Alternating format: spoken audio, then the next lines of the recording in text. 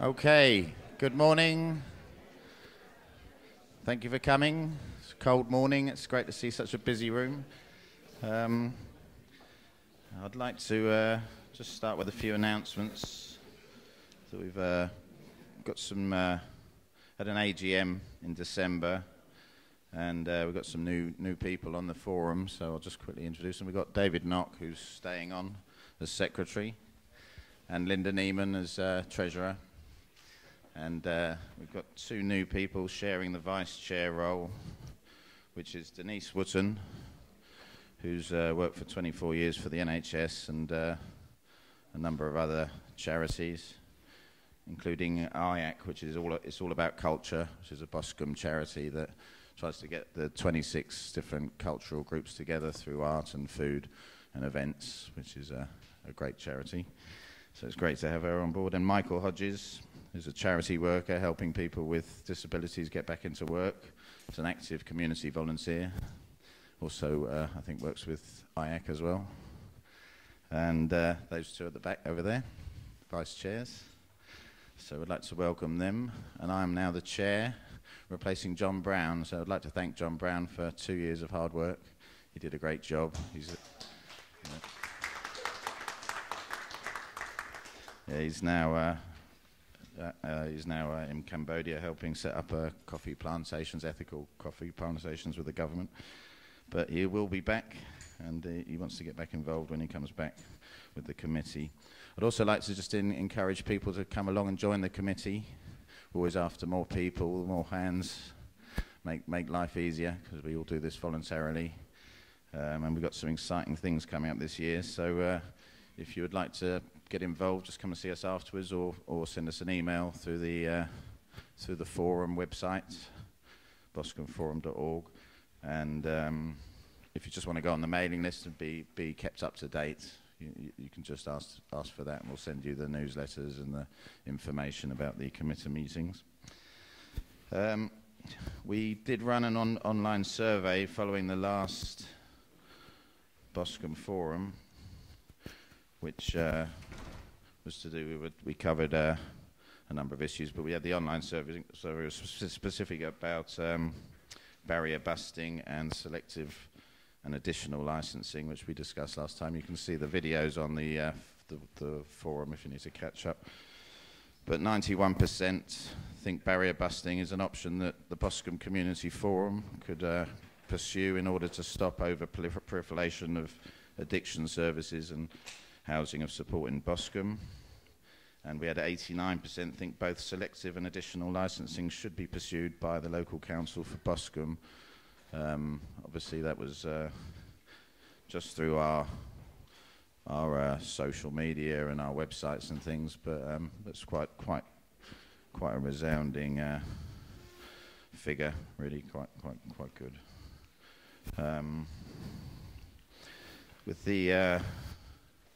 We had a meeting with quite a number of people before the last meeting, where we met with the MP and the Crime Commissioner, police, councillors, leader of the council. And one of the things we wanted to see was better engagement with the community, better communications, and the communications framework meeting was set up, which we've had one of, and we've got one on Monday, where we're meeting with the head of planning to discuss neighbourhood plans, which is something that localism introduced. I'll know more on Monday, but I do know a little bit about it, and it can be very beneficial to an area in terms of controlling what sort of developments go on, and it's quite a big task, because it's like a referendum. It needs to reach out to everybody, and I think you need at least 50% uptake, so it could be quite a big thing, but we really want everyone to get involved and spread the word. So we might well be covering this at the next forum, but I'll know more on Monday. There was a few other little points, which was free removal of bulky waste. We were told that people in Boscombe do get that, though it says to be clarified. But you can just ring the council. There was some concerns about dumping. There's been some dumping in the old coal yard up the road, which has been sorted out by the council, which is great. But yeah, if you have anything like that, if you just ring up the council and they'll come and take that away. This is the last Saturday morning forum. We've had a lot of feedback, and Saturday mornings don't seem to be as busy as the Thursday evenings, and they're not, you know, quite a lot of people say Saturday's the only useful day to get things done. So Thursday nights, we will be moving to Thursday nights, 7 o'clock to 9 o'clock, and we have all the dates up to January next year on the website.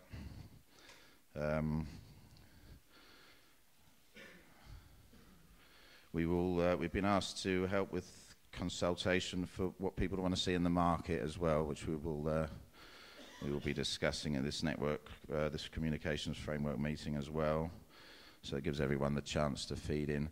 I was at the Regeneration Partnership meeting where they were discussing what they'll be doing over the next 5 years in terms of the Boscombe commitment. That will be going to public consultation. I think the dates are the 7th and 9th of February.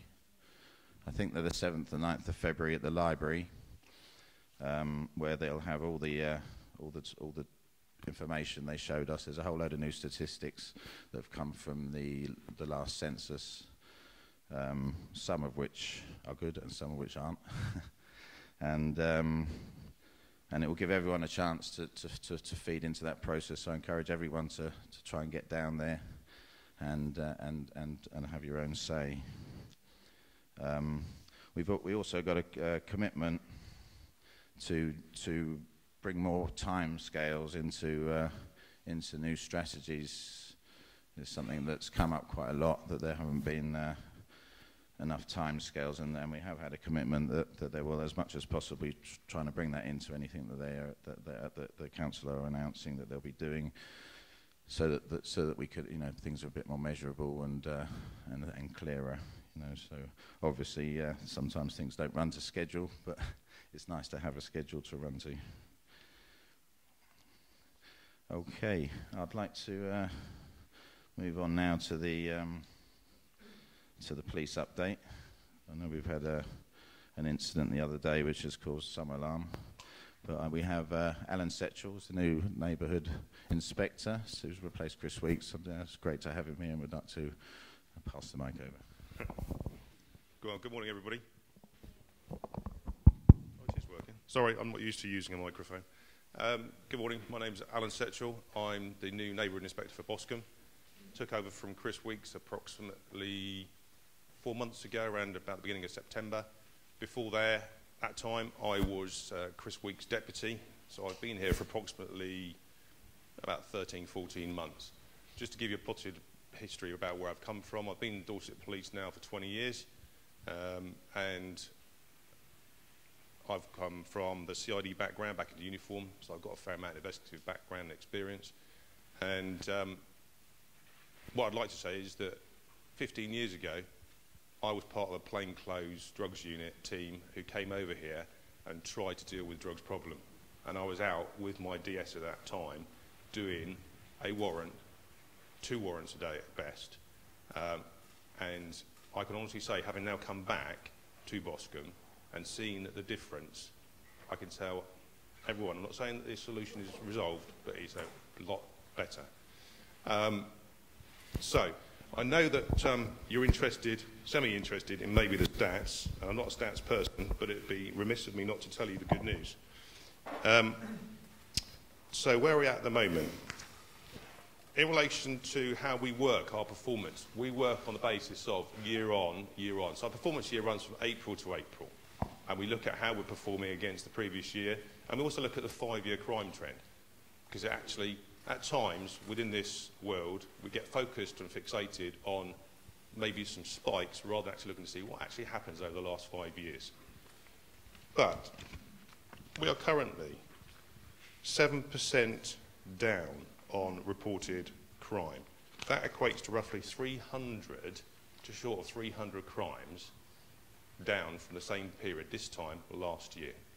And I think that's an excellent result. And that comes down to the community and everyone else working with us.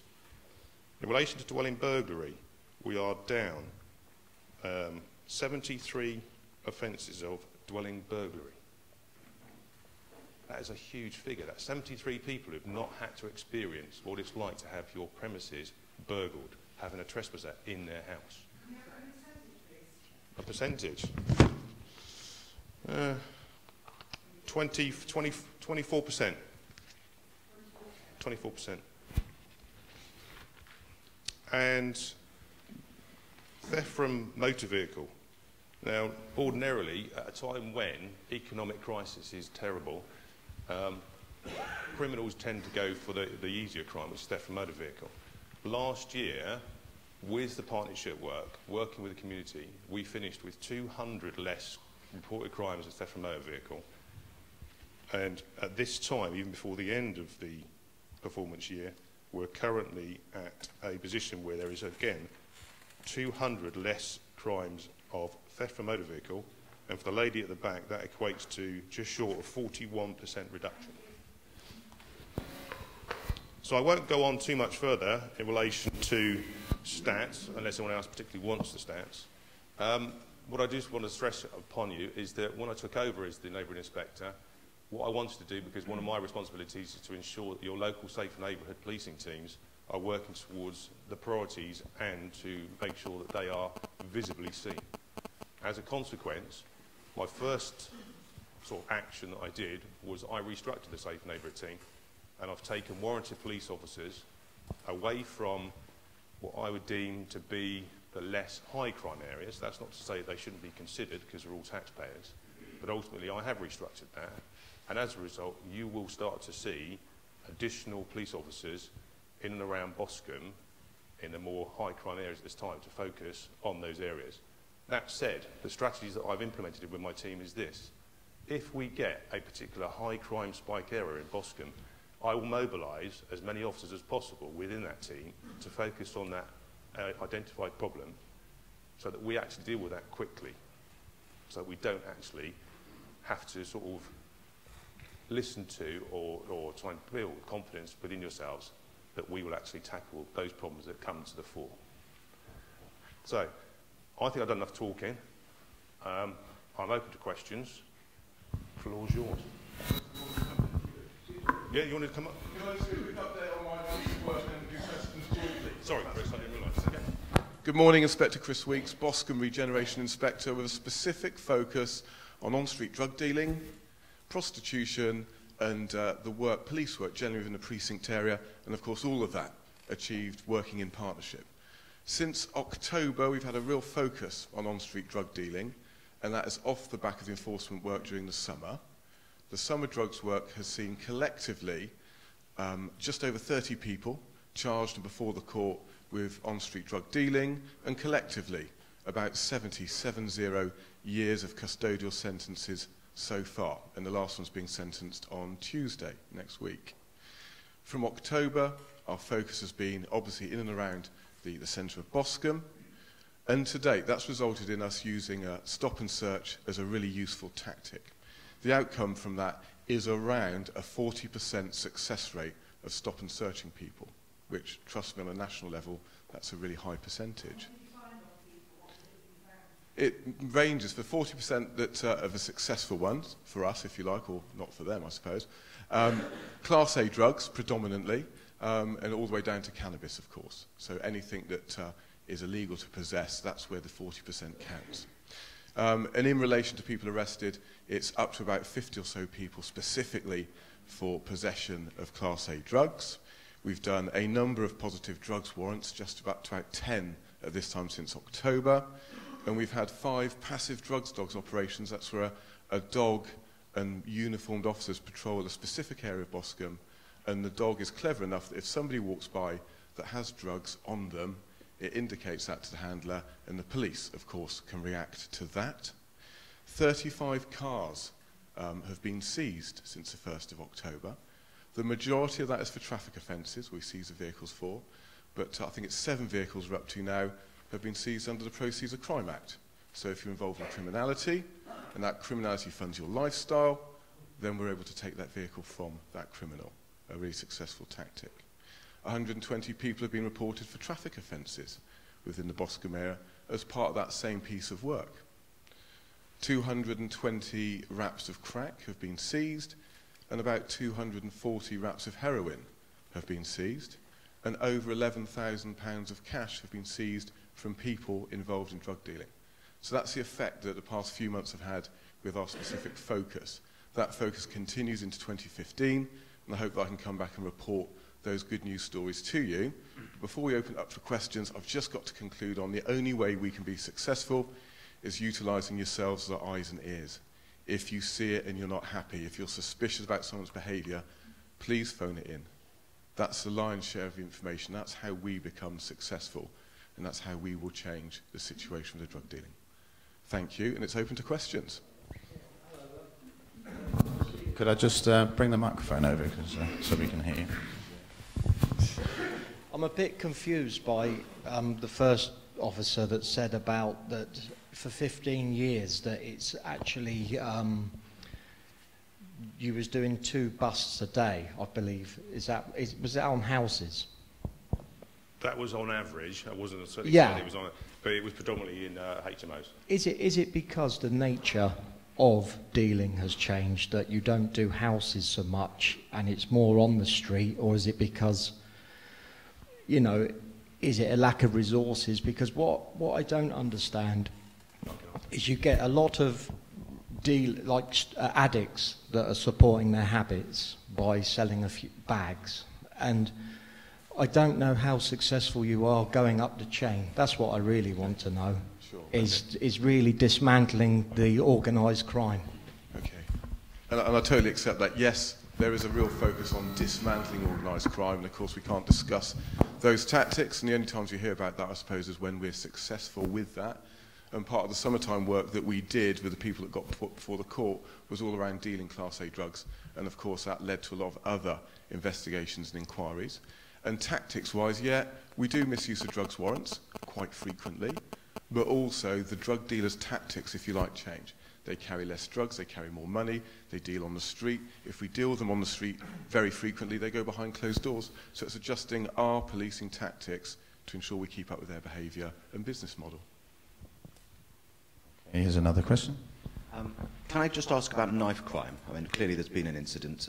We often see people with knives, and I just want to know what your attitude is towards people carrying with knives and how you're dealing with the overall knife crime issue. Okay, in relation to the specific question, Dorset Police has got a very hard-line, robust attitude towards knife crime. In relation to out-of-court disposals for juveniles, if a juvenile is found with a knife, that process is not available to them. It will go through to a potential charge. So the bottom line is Dorset Police has a robust attitude towards people carrying a knife or even using a knife. Obviously, yes, I appreciate the fact that Boscombe at times seems to be highlighted in the Echo about knife crime. The bottom line is this, is that where people are using knives, it is a far more serious crime, and as already highlighted, they will get a far more severe sentence. And wherever possible, we will, where intelligence and community information comes through to us, will robustly use our stop and search powers to identify those individuals with those weapons and deal with them accordingly. Hi there, Inspector Weeks. We've spoken about 25 Churchill Road before, and it's been ongoing for months now. Some of my neighbours have come up to me recently, and also some tenants also in the property, and are still saying there's drug dealing going on within the property. It was supposed to have been cleared out at the beginning of January. It's not. Is it ever going to be cleared out, or we just have to live with it for years to come? I think actually talking about specific addresses for me isn't quite what the forum's about. But in relation to reports of drugs within properties, we've got a number of tactics that we can use to ensure that, yes, the drug dealing stops. The first and obvious tactic, of course, is us getting a warrant, going in, finding drugs, arresting a person, charging them, putting them before the court. But ultimately, as Ralph knows of this specific address, it has been going on for a while. It's perhaps a slight understatement. We're adjusting our tactics to try and create a solution to that. And it's a bespoke solution. The solution, quite simply, is working with the landlord to ensure that that person no longer remains at the property. And it takes an amount of time. And with that specific question, the timeline was frustrated because the person left the property, I think, for about 2 weeks, which meant the process was interrupted. The process is back on again, and the situation will be solved. Thank you. Inspector Beach, you and I spoke together maybe 4 or 5 years ago. It wasn't a pleasant experience for me. Could you tell me, you've given us figures today, would you confirm to the people here that Her Majesty's Inspectors for Constabularies carried out a check on your police force, and there was a number of issues, including vulnerable people, children, where you had prematurely closed down cases? I noticed that you mentioned the word reported crime, and you're pleased with that. Reported crime is when the people contact you. Reported crime is when people are confident enough to contact you. If you speak to most of the people here today, they've all been victims of crime at some point, and the response is to be given a crime number, such as myself, and nothing else. You've actually taken people to court that crimes have been committed against me, but never told me, and when I've asked, been told to shut up. One of the biggest concerns by the investigation into your police force was that you were 10% above the national average, that you had closed down cases prematurely, and that you had failed to report and to control recorded crime. Of over 1 million cases in this country, the police forces in England and Wales has actually closed down and failed to investigate reported crime. Can you comment on that, please? Yeah, certainly I can. Ultimately, I think what I need to do is take that question away and come back with yourselves at the next floor meeting, perhaps with someone like the Police and Crime Commissioner, someone who has an overview on a higher level. We're policing at Boscombe, and we're trying to ensure that we listen to our local communities, we do our best to engage with yourselves, and when you report a crime, investigate it. But actually, on a force level, there has been degrees of criticism, and quite rightly, we're inspected by the HM Inspectorate Forces. That's right and proper, as are all the forces. And of course, with every inspection, there are problems identified, and then we work, of course, to ensure that those problems aren't repeated. But I don't think it'd be fair for me to comment on a Dorset level, when perhaps I could get the right person here for the next meeting to address that specific issue, if that's okay.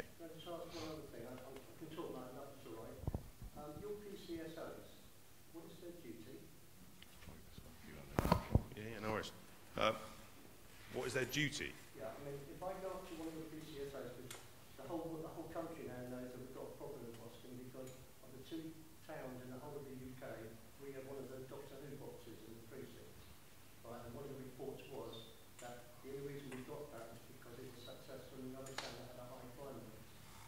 When somebody approaches one of your PCSOs, as I did, on the 15th of the 8th of 2014, and I said, is Inspector Weeks on duty, or is it Sergeant Amy on duty? What response do you think I should have got? In relation to that specific question, I'd like to hear them say either answer the question, or they're PCSOs, they don't necessarily know what the inspectors do. Yes, they do. Right, and they can quite easily find out for you. So to be told to phone 101, do you think that is really a successful, making me walk away really? Okay, in relation to an isolated question, no, that is not what I'd accept from any PCSO, regardless of Boscombe or anywhere else. Okay. Can you just tell me, Mr. Wicks, why have you told your PCSO, well, it might be your question there, they do not have to attend the forums? Right, okay. I'm not aware of the previous sort of history to this, but...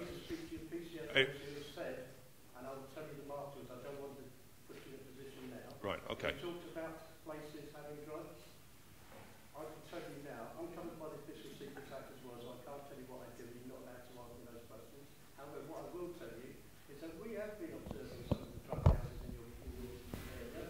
We can actually tell you that at present, we can place positions at the drug runners' home, we can tell you the addresses in Aylesbury Road and Salisbury Road, and we can tell you that when the police officers attend, coming down by the McDonald's, they have a lookout sitting in the doorway, acting as a homeless person of Nationwide, watching out with the telephone to contact people under the cameras opposite Seawall. So, you know, if I can tell you that, how come you don't raise it?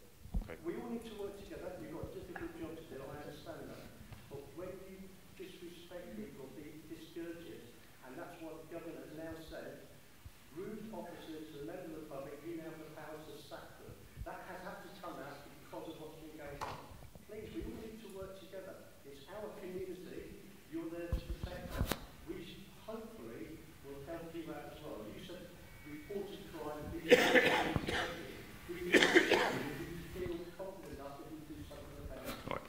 question now?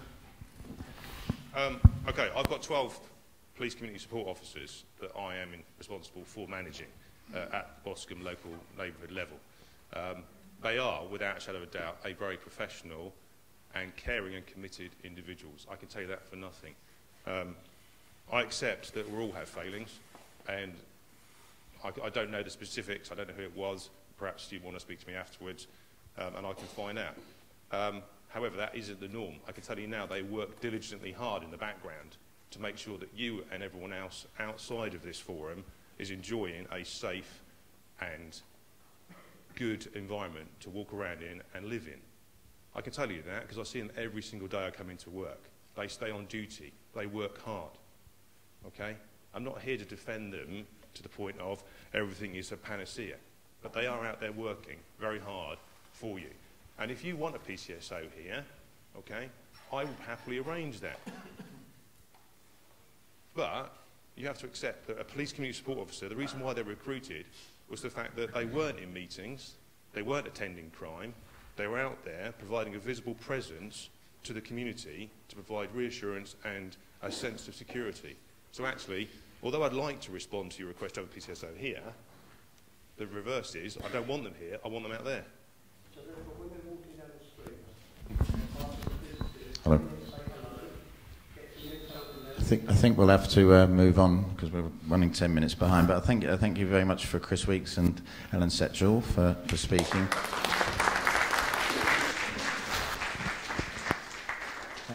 I think the police are doing a great job at the moment. It's good news to hear that there's more police coming onto the streets of Boscombe, because that has been asked for by many local people.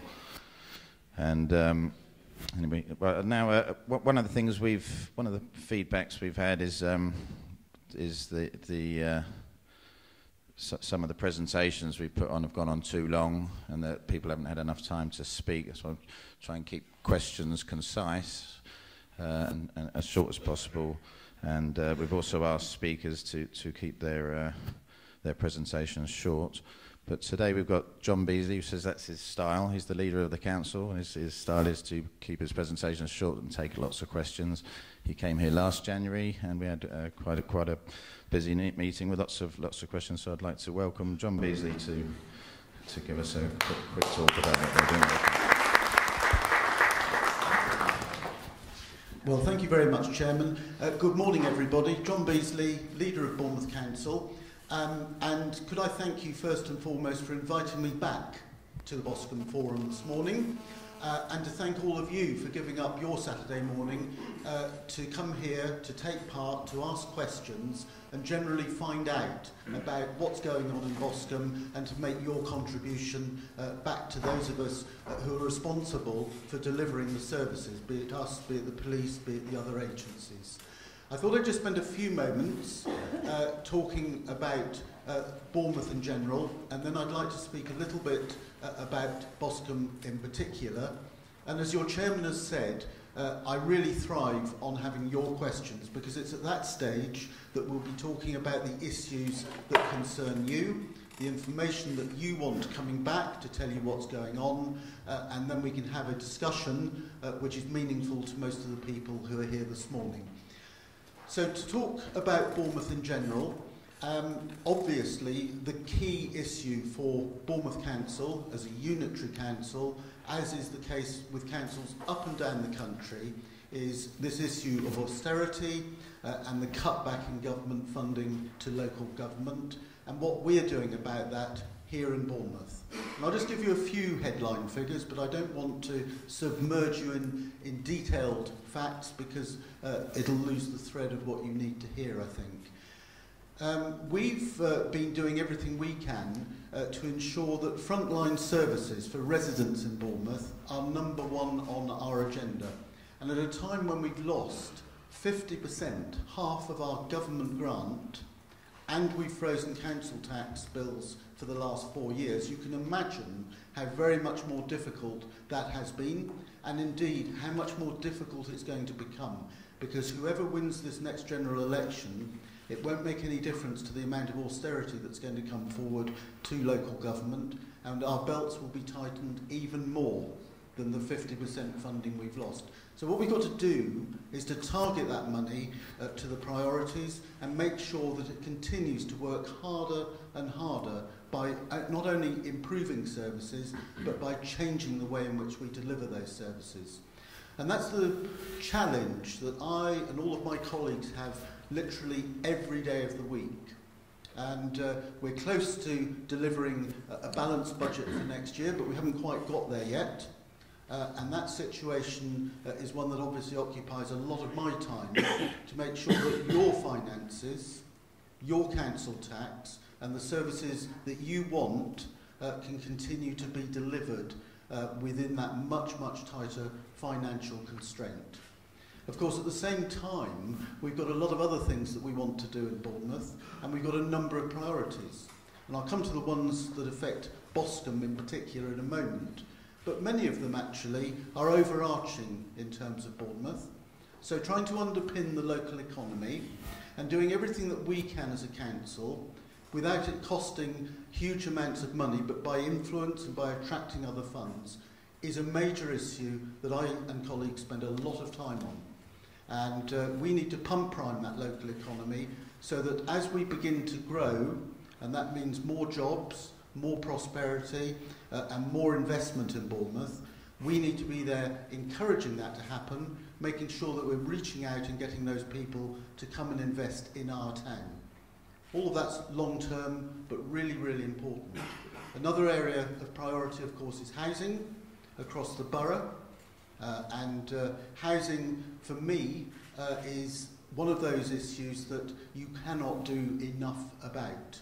And so we're looking at every delivery model of housing that we can try to find, but we're also making sure that our housing waiting list across the borough is one that we're doing everything we can to reduce by bringing forward more council housing.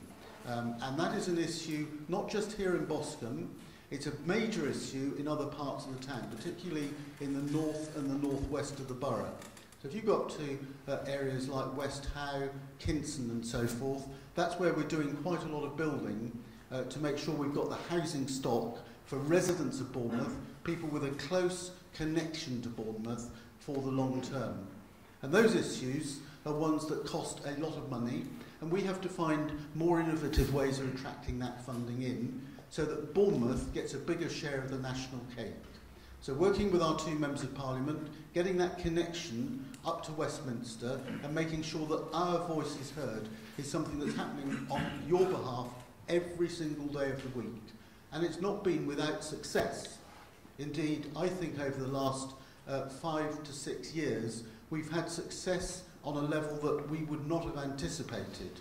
The government have seen Bournemouth, they've recognised through a number of innovations that actually, if they place their funding here, they de-risk it, they make sure they get the outputs they're looking for, and they get good value for money for the national taxpayer. And that's why some of the funding that we've attracted around recycling waste facilities, around a scheme called 3 Towns Travel, freeing up bus routes across the conurbation, and support for our tourism industry have come to Bournemouth rather than going elsewhere. So that's all good news.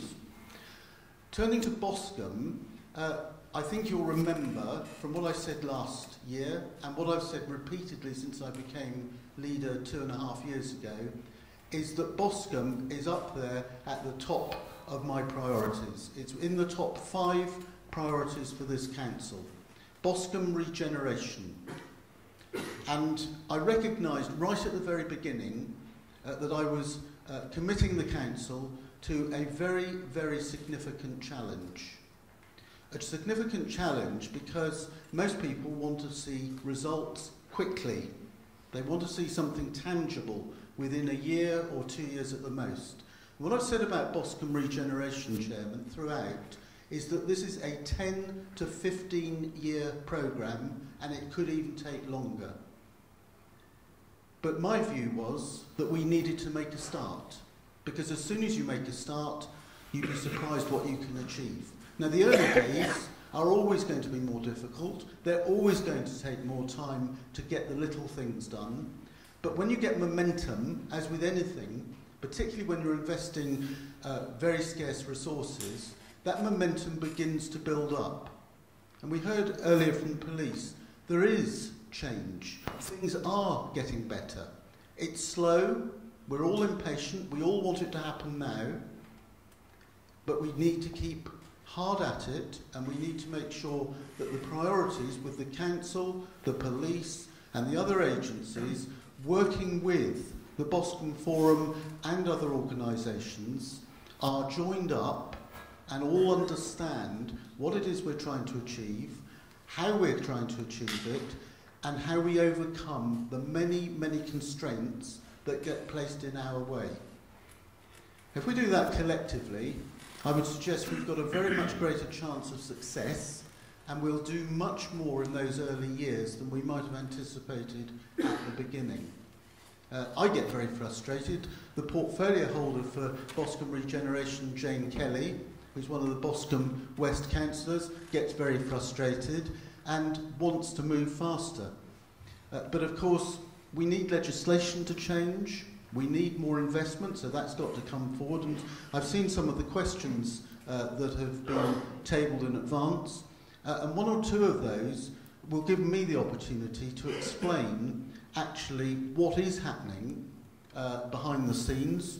I won't be able to give you all of the information, but one of the things that I said, I think at our last meeting in October, when we met, was that I would welcome not just the regular meetings that you were talking about in terms of communications, but I would really welcome the opportunity of a small number of people, and at least half of them representing the Boscombe Forum, meeting with us on a regular basis so that we can actually map out some of those challenges and how we're addressing them. Because they're not the sort of things that can be well done at a public meeting. They would take too long.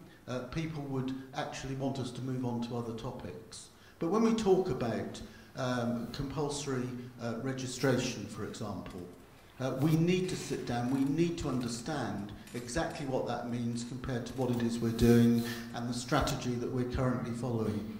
And I would welcome the opportunity, perhaps myself and one or two colleagues who've got specialist input, together with the relevant officers, meeting with, I don't know, 3, 4, 5 members of the Boscombe Forum, so that we can actually discuss those issues and then get the feedback to members of the Boscombe Forum on a regular basis. I made that suggestion, and I've checked the minutes on it, back in October. I'd like to build on that, and I'd like to take that forward as a matter of priority. So I hope that some of those issues for the future will get a better understanding of the work we're doing behind the scenes, about which, quite understandably, most people won't be thoroughly aware.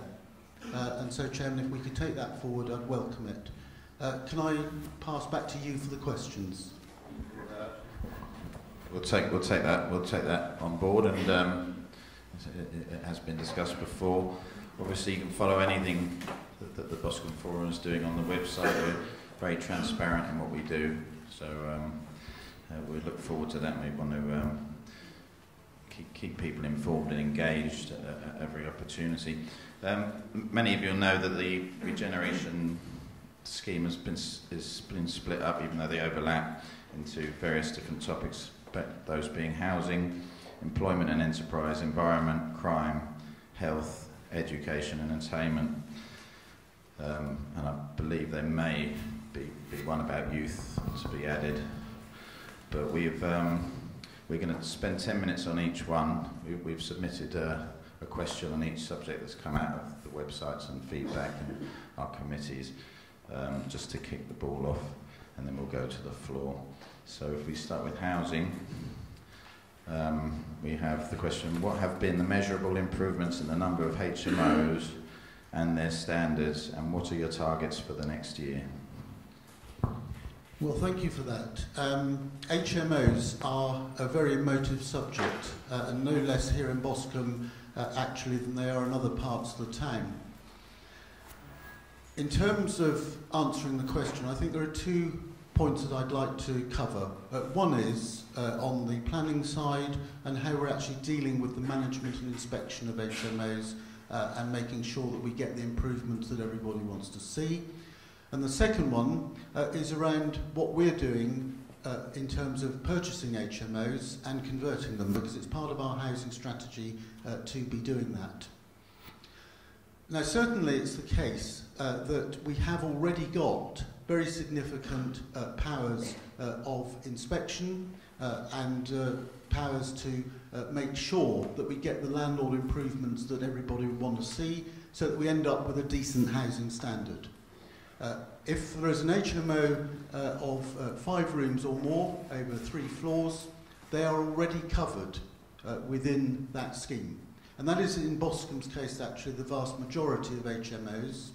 And we've been working very hard. We've done, actually, 1,200 inspections so far in Boscombe. And in almost every case, the improvements we've been looking for from the landlords have been enacted. And as we move forward with Operation Galaxy, we are going to ramp that up in terms of our expectations about the improvements that we're looking for. On the smaller ones, of course, that is 4 rooms or less over 2 floors. Those too are going to be part of, and already are part of, Operation Galaxy. We're not discriminating between size because one size is automatically registered and the smaller ones aren't. We're just getting on with it. And because we've got a multi-agency approach to this, for this next phase, it means that we can do far more, a great deal more quickly than we would be if we actually had a scheme which was formalised in the way that's been suggested. So we've adopted a strategy, and it's no good, I think, changing that strategy midstream until we've seen the strategy through and we've got the outputs we're looking for. But it's not a quick fix solution. These things take time, they take a lot of effort, and they take a lot of coordination. It isn't as though we've got a very small number of properties to deal with. We've got a huge number, and we've got them of very varying standards. We've got some landlords who are far more compliant with what we want than others, and there are some where indeed we have to go to prosecution. That is a last resort, because most landlords realise that they've really lost their case once they get to prosecution, and that actually nobody's going to be a winner out of it. So we do everything we can to get to that solution. Now, in terms of HMOs and our housing strategy, I announced fairly soon after I became leader that one of the housing models in Boscombe was going to be about purchasing, as they became available on the market, HMOs, particularly in areas like Churchill Gardens, Walpole Road, areas north of the Crescent. We've never been more specific about that for obvious market reasons, and of course all that will result in is just driving up the price. But our early experience has been very successful. We have purchased and refurbished 3 HMOs so far in Churchill Gardens. We've released a number of, I think it's 24 bed sits out of that, and the conversion of those has meant that in each case we've ended up with 3 refurbished flats which have gone into the council's housing stock to help relieve the council's waiting list, and remember what I said earlier, predicated on a local Bournemouth connection. And that's really important to bear in mind. We kept it in the housing stock because we don't want it to revert back to HMO, and what we will continue to do is to make purchases when we can make those at the appropriate price. But it's an expensive business, and it's expensive because the return on an HMO against the investment is one of the highest you can get for a landlord, and therefore the price and the value is that much higher. The money that we've invested so far has used up a lot of the first tranche. We've still got about £1 million left for the remainder of that. And if we can continue that success over time, we will be putting more money into it as that money becomes available. Because long term, remember the 10 to 15 years, And remember, the council haven't got unlimited resources. Long term, doing it piecemeal in the way that we are, I believe we can make a real difference to that housing stock in that part of Boscombe. Thank you very much. We'll take questions from the floor about housing. Did you have your hand up? Just a brief question. I just wondered if you'd taken a walk down Waltham Road yourself. Yes, many times. Okay, well, about 6 months ago, I discussed with James, who's in the front row there, the state of many of the HMOs, of which I am four of them, and they're in very good order, extremely good. Some of them are in the most disgusting state. I took a lot of photographs, I gave them to Sharon, I think it was, and also Kelly Ansell. I walk up and down a lot, because I work there, and there's been absolutely no change whatsoever, and it's really very sad, because it's not just what's going on inside, it's the outside of the houses. Oh, okay. And I just wonder why absolutely nothing seems to have been done about that, because when the houses are in such a horrific state, they're very unattractive, they're very dirty, and of course they attract people who find that an acceptable standard. And we're trying to sort of, I know your rhetoric is very persuasive, and I can see you're working very hard, and you know, we can only say from my personal experience that the police here do a fantastic job. They've been absolutely amazing. And I've been working with them now for 26 years, running my homes. But I still can't understand why. There's rubbish in the gardens, there's just a lot of needles around, there's broken furniture just left in front of a lot of these HMOs, there's just rubbish. Some of the meters, for example, the doors are torn off, and so you've got electric wires just there in case children are wandering around. I mean, I think it's absolutely appalling. And I do see the overall picture, you know, you're probably doing quite a good job, but this is right on my doorstep. And I'm really very concerned because I don't think it's, we're not really seeing the whole picture, and this is something very important. Well, thank you. Thank you very much for that question. You may not be seeing the whole picture, but I think what you are seeing is the beginning of phase 2. Because what we've been concentrating on have been internal standards, and what we're now doing is investing in people to be working here in Boscombe to replicate what we've done in terms of HMOs elsewhere in the borough, and Winton in particular. And we have a model there which we set out. We looked at a number of different ones around the country, and we decided in the end to adopt a particular one around student accommodation in Winton. And we decided on Winton for that part of it for reasons that were predominantly because of the mismanagement of a number of student properties. And we've been hugely successful. Not least, I would add, because of the manager we put in charge of it, a chap called Matt King, who is unfortunately not able to be with us this morning.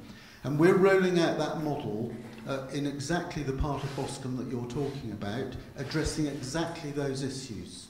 And we're doing that in cooperation with Operation Galaxy, and you've heard about that from the police earlier, and the success rate that we've had, and the refinement we've made to that to improve how we deliver those improvements is what we're going to do here in Boscombe. So I think you'll see very shortly a significant improvement externally as well as what we're doing internally. But if you were to issue to the landlord, you know, you must clean up the front of your property. I mean, if you did that to me, for example, I would keep it immediately, or you don't need to.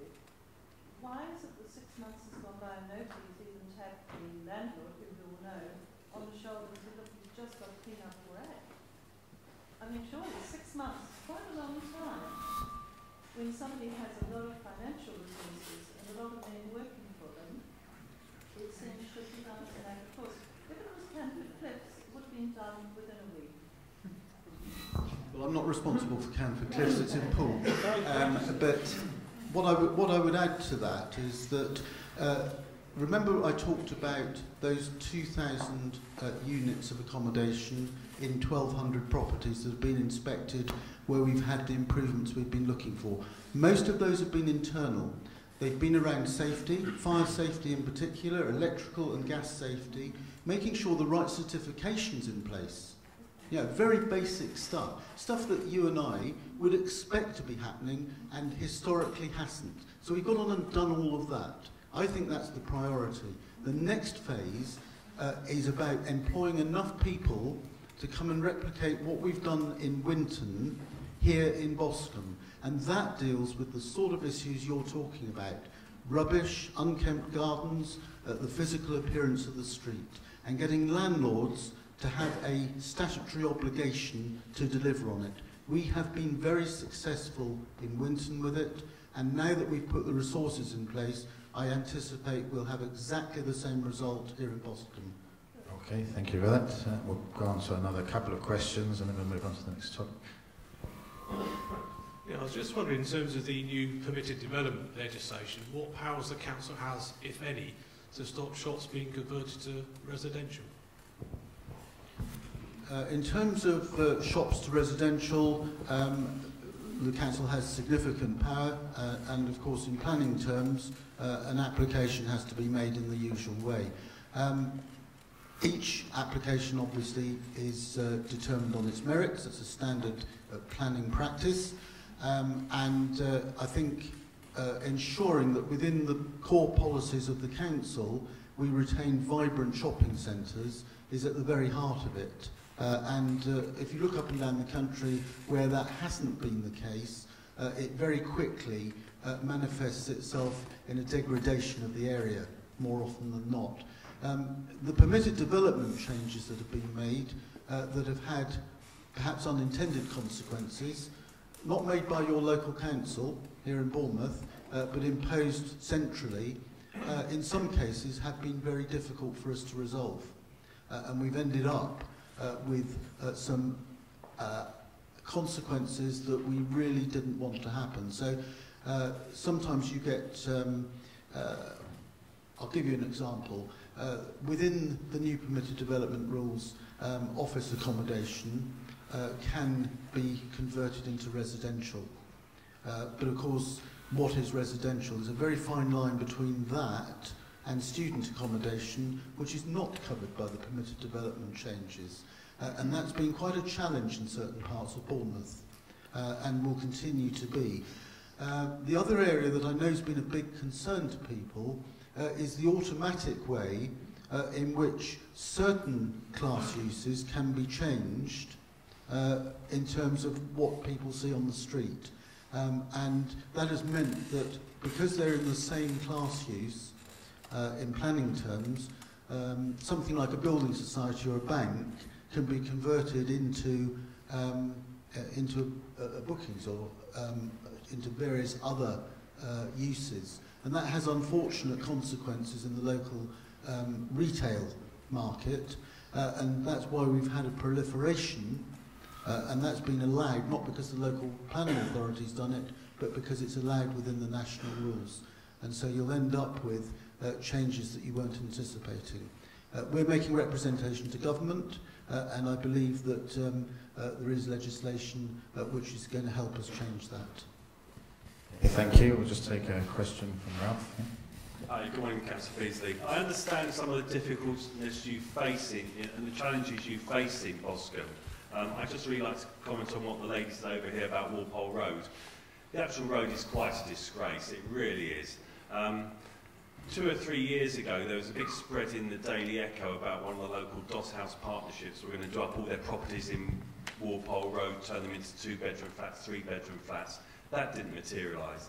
Then I noticed one day I saw Wayne Hemingway walking around the square. There was going to be a big report in December of that year, which was 2012. That didn't happen. And I hear you saying about inspections of properties. It's fine to inspect the fire system, the electrical safety certificates, and whatever else you need to do. But if the place is a Doss House, That's not going to change it from being a DOS house. The accommodation is still going to be squalid. The carpets are going to be still worn out. The paintwork is still not going to be done. The roof will still have holes in it. The light fittings will hang off the walls. The fire extinguishers may be sitting on the floor. It may still be damp. What you've done as an inspection really isn't changing the quality of people's lives. They're still suffering, they're still blighted, they're still drug dealing because of this accommodation. Really, you need to tackle these DOS house landlords. Until you do that properly, nothing of what you're doing, I don't think, will have any great significance on the problems of Boscombe. Thank you.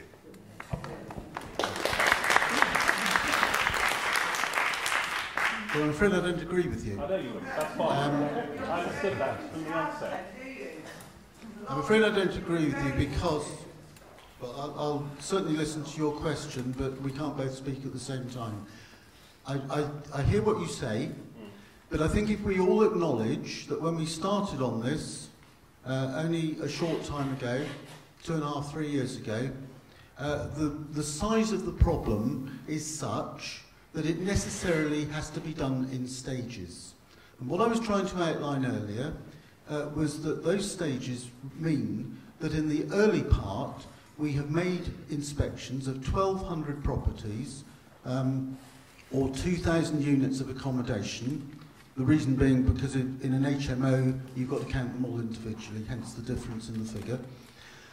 And what we've had to do is to go through those with some fairly basic, rudimentary work on standards that you would expect to exist anyway. If you don't deal with those first, then it's no good coming along and trying to deal with them later. And I know from talking to people like Kelly Ansell over there, or Lorraine Mealings, who are two really good housing officers, the huge amount they've done to get that framework in place, to make those inspections, and most importantly, to get landlords to deliver those changes and improvements. And in almost every case, landlords have stepped up to the mark and done what's been demanded of them. That's the first stage. That isn't the end of it, but if you think of the numbers, 2,000 units, that takes an awful lot of man-hours to inspect, to go back again and make sure the work's been done to a satisfactory standard, and to improve the quality of that housing to that very, very basic level. So we start with a huge problem, in stages improving it. We then come forward to the current stage, which is coming at the moment. I talked about the work that this officer Matt King's done elsewhere. That's part of it. That's started. We've put the resource in place, and over the next year, 18 months, I think you'll see a significant improvement. Together with that, Operation Galaxy is dealing with a lot of those socio-economic problems you're talking about, and we will be forcing landlords to make those further improvements over that 18 months to 2 years. Come back and say to me the same thing in 2 years' time, and I will have failed. I don't believe we will fail, because I think by doing it in stages, with the strategy we've adopted, and by putting in the resources that we have, you will see very significant improvement over that time. What happened to Wayne Hemingway? What happened to Wayne Hemingway? He was doing some design work down at Boscombe seafront. No, he was in Churchill Gardens, walking around Churchill Gardens, looking at it to publish a report to the council. Because I asked him, you were going to employ him to look at what you could do to Churchill Gardens. Well, he had some input into it, and he had some input, not something I have direct involvement in and didn't at the time, and I think we fit some of that into the work that we've been doing in terms of purchasing properties and converting them. But I think actually in the whole scheme of what I've been trying to describe across a huge number of properties, I come back to you happily and try and find out. I'm sure that Jane can do so. I can't give you a specific answer, I'm afraid. I don't know. Okay, thank you. We've got a few online questions. We've got one online question about housing, then we'll have to move on to the next subject. Any questions that you haven't had a chance to answer, please send them to us, because as you can hear, we're building a communications framework, and we're here to allow this communication. We can publish any answers that we get and pursue them as action points, which we have pursued quite a few action points over the last 2 years, hundreds of them. So I'll pass over to David. Hi there. Yeah, as you say, we've been promoting people that can't come to the meetings or are intimidated by asking questions here. We said you can send us the questions and then we'll ask on your behalf. So this is one through on housing. Sorry, it's a bit small, but I'll read it for you. The new homes bonus scheme, a grant paid by central government to local councils to incentivise increasing the number of homes and their use. In a quote from the Guardian article from 2012, cash-strapped councils can make thousands of pounds through the new homes bonus when an HMO is revalued and split into several units. Not only can the council increase its council tax receipts, but thanks to the bonus it gains twice, receiving a sum equivalent to the council tax chargeable on a property for 6 years, plus a further £350 per year if the home is deemed affordable. In your address to the forum in 2014, you said, with regard to the forthcoming legal and general money, that it will always cost money to do that, convert HMOs, over and above the cost of borrowing the money. We are borrowing the money at a relatively lower rate to the market. The question is, if you are borrowing money at a lower than market rate from legal and general to improve properties, which can only increase in value over the 35-year term you said you were negotiating, and then you are benefiting from the increased council tax income plus the central government new homes bonus, do you not see this as somewhat contradictory? Could you please explain how you conclude that this will always have a negative impact in revenue terms, which you cite as a reason for your lack of prioritising and or limited investment in other areas of Boscombe community, such as a much needed community centre?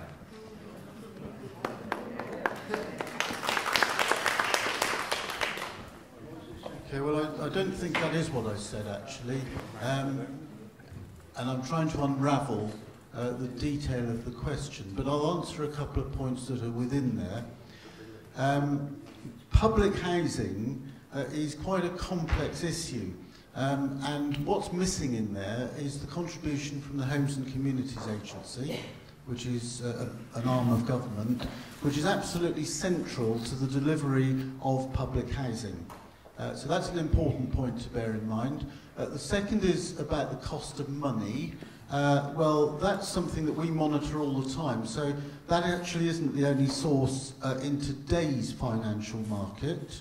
It might have been then, but that changes day by day.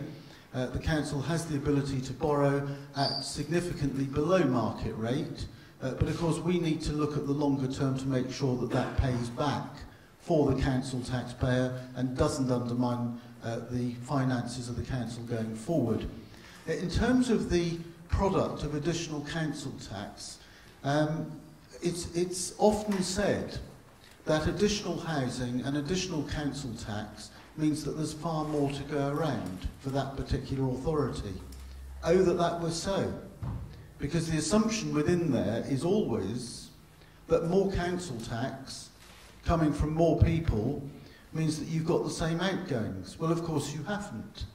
As soon as you've got more people, they want those services that are provided to everybody else. If they have children, they want school places. If they're elderly, they probably want adult social care, and so on. And so broadly, additional people are proportionate to additional cost to the council and to the council taxpayer generally. So let's not run away with the idea that the council's in business to try to increase income for no purpose at all. It's here to increase income, to provide the services that we all enjoy and that additional numbers of people will expect to be delivered. So that's a really key point. In terms of what other investment takes place in Boscombe, I've got to tell you something, I think. You talk about, on this question, about a community centre, or indeed any other investment. It doesn't really matter what the investment is. There needs to be a cogent, long-term business case around that, and it needs to be something that truly is a priority against everything else. In making Boscombe one of my top 5 priorities when I became leader, wasn't without risk.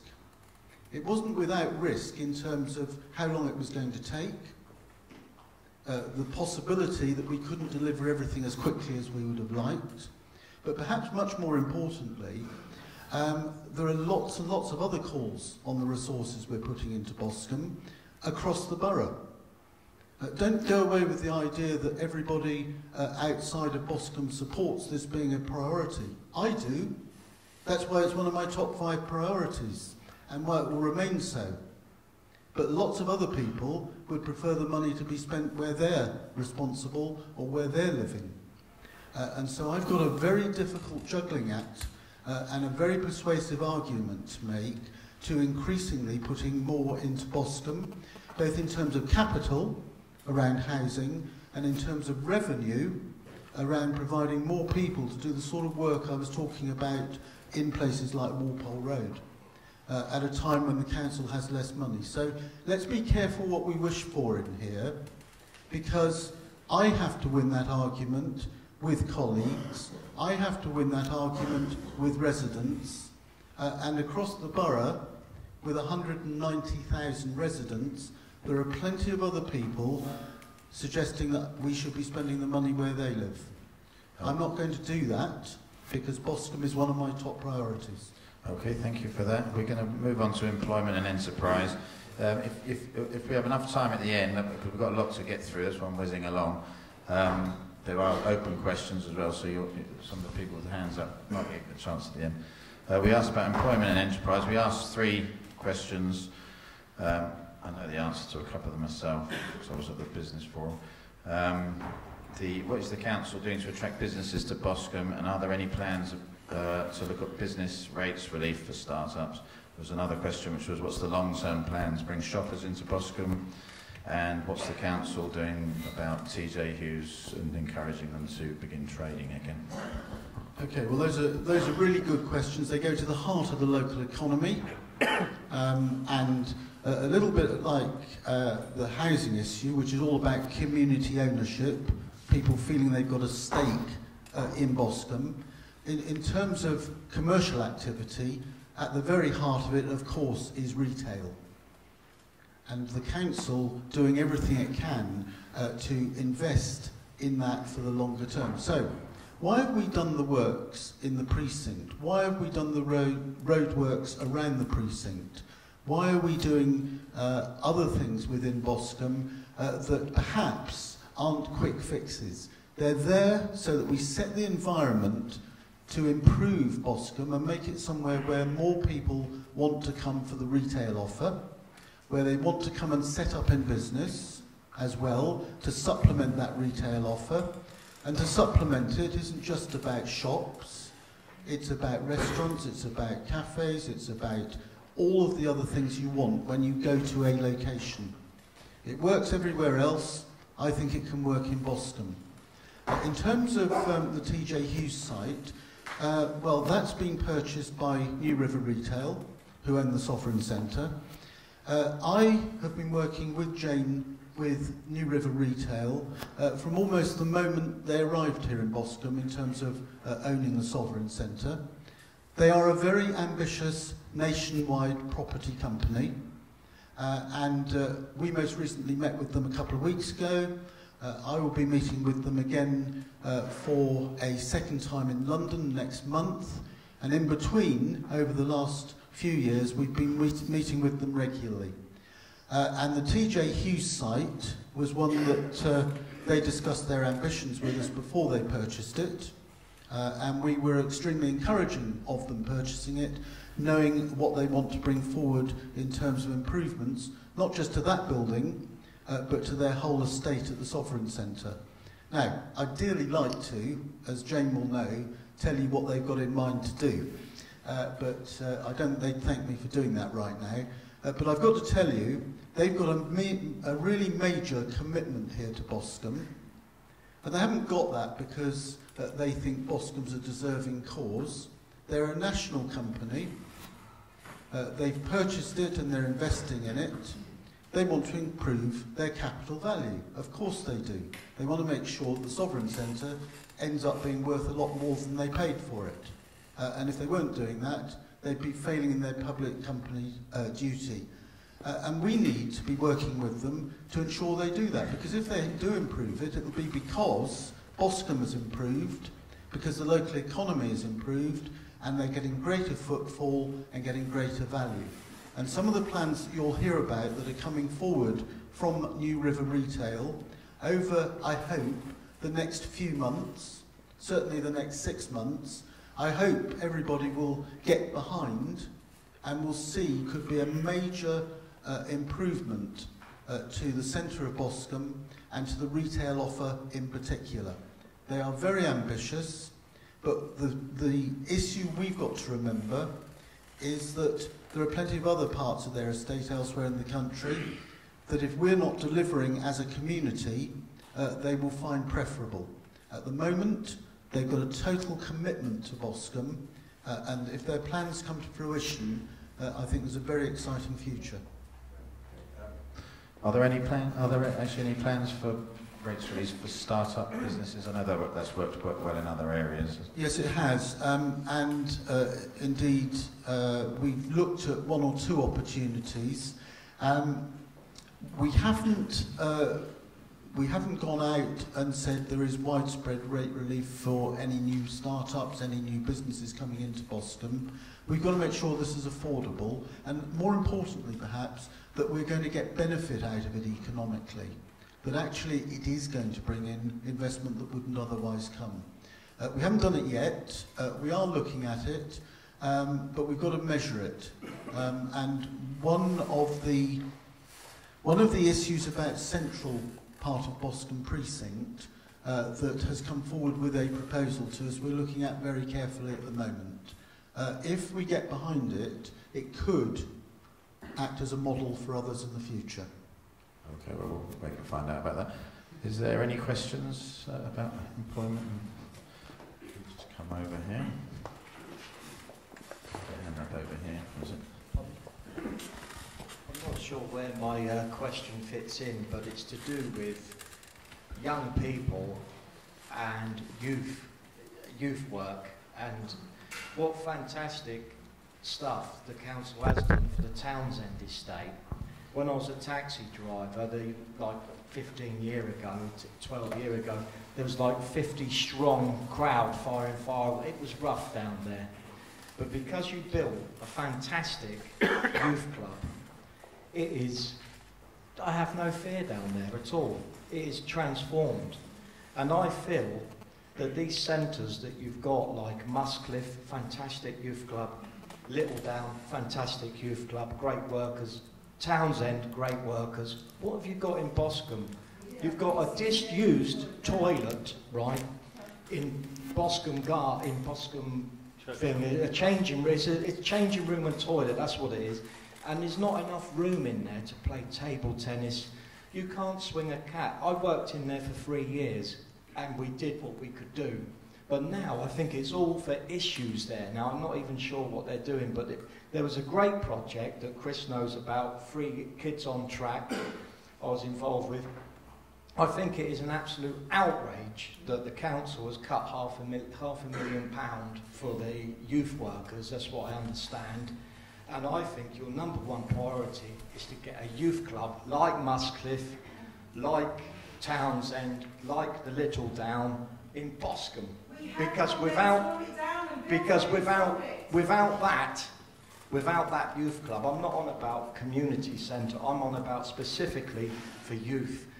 And it's no good what you've done down Folkestone Youth Club where it's all like social circuit. Young people need their own space.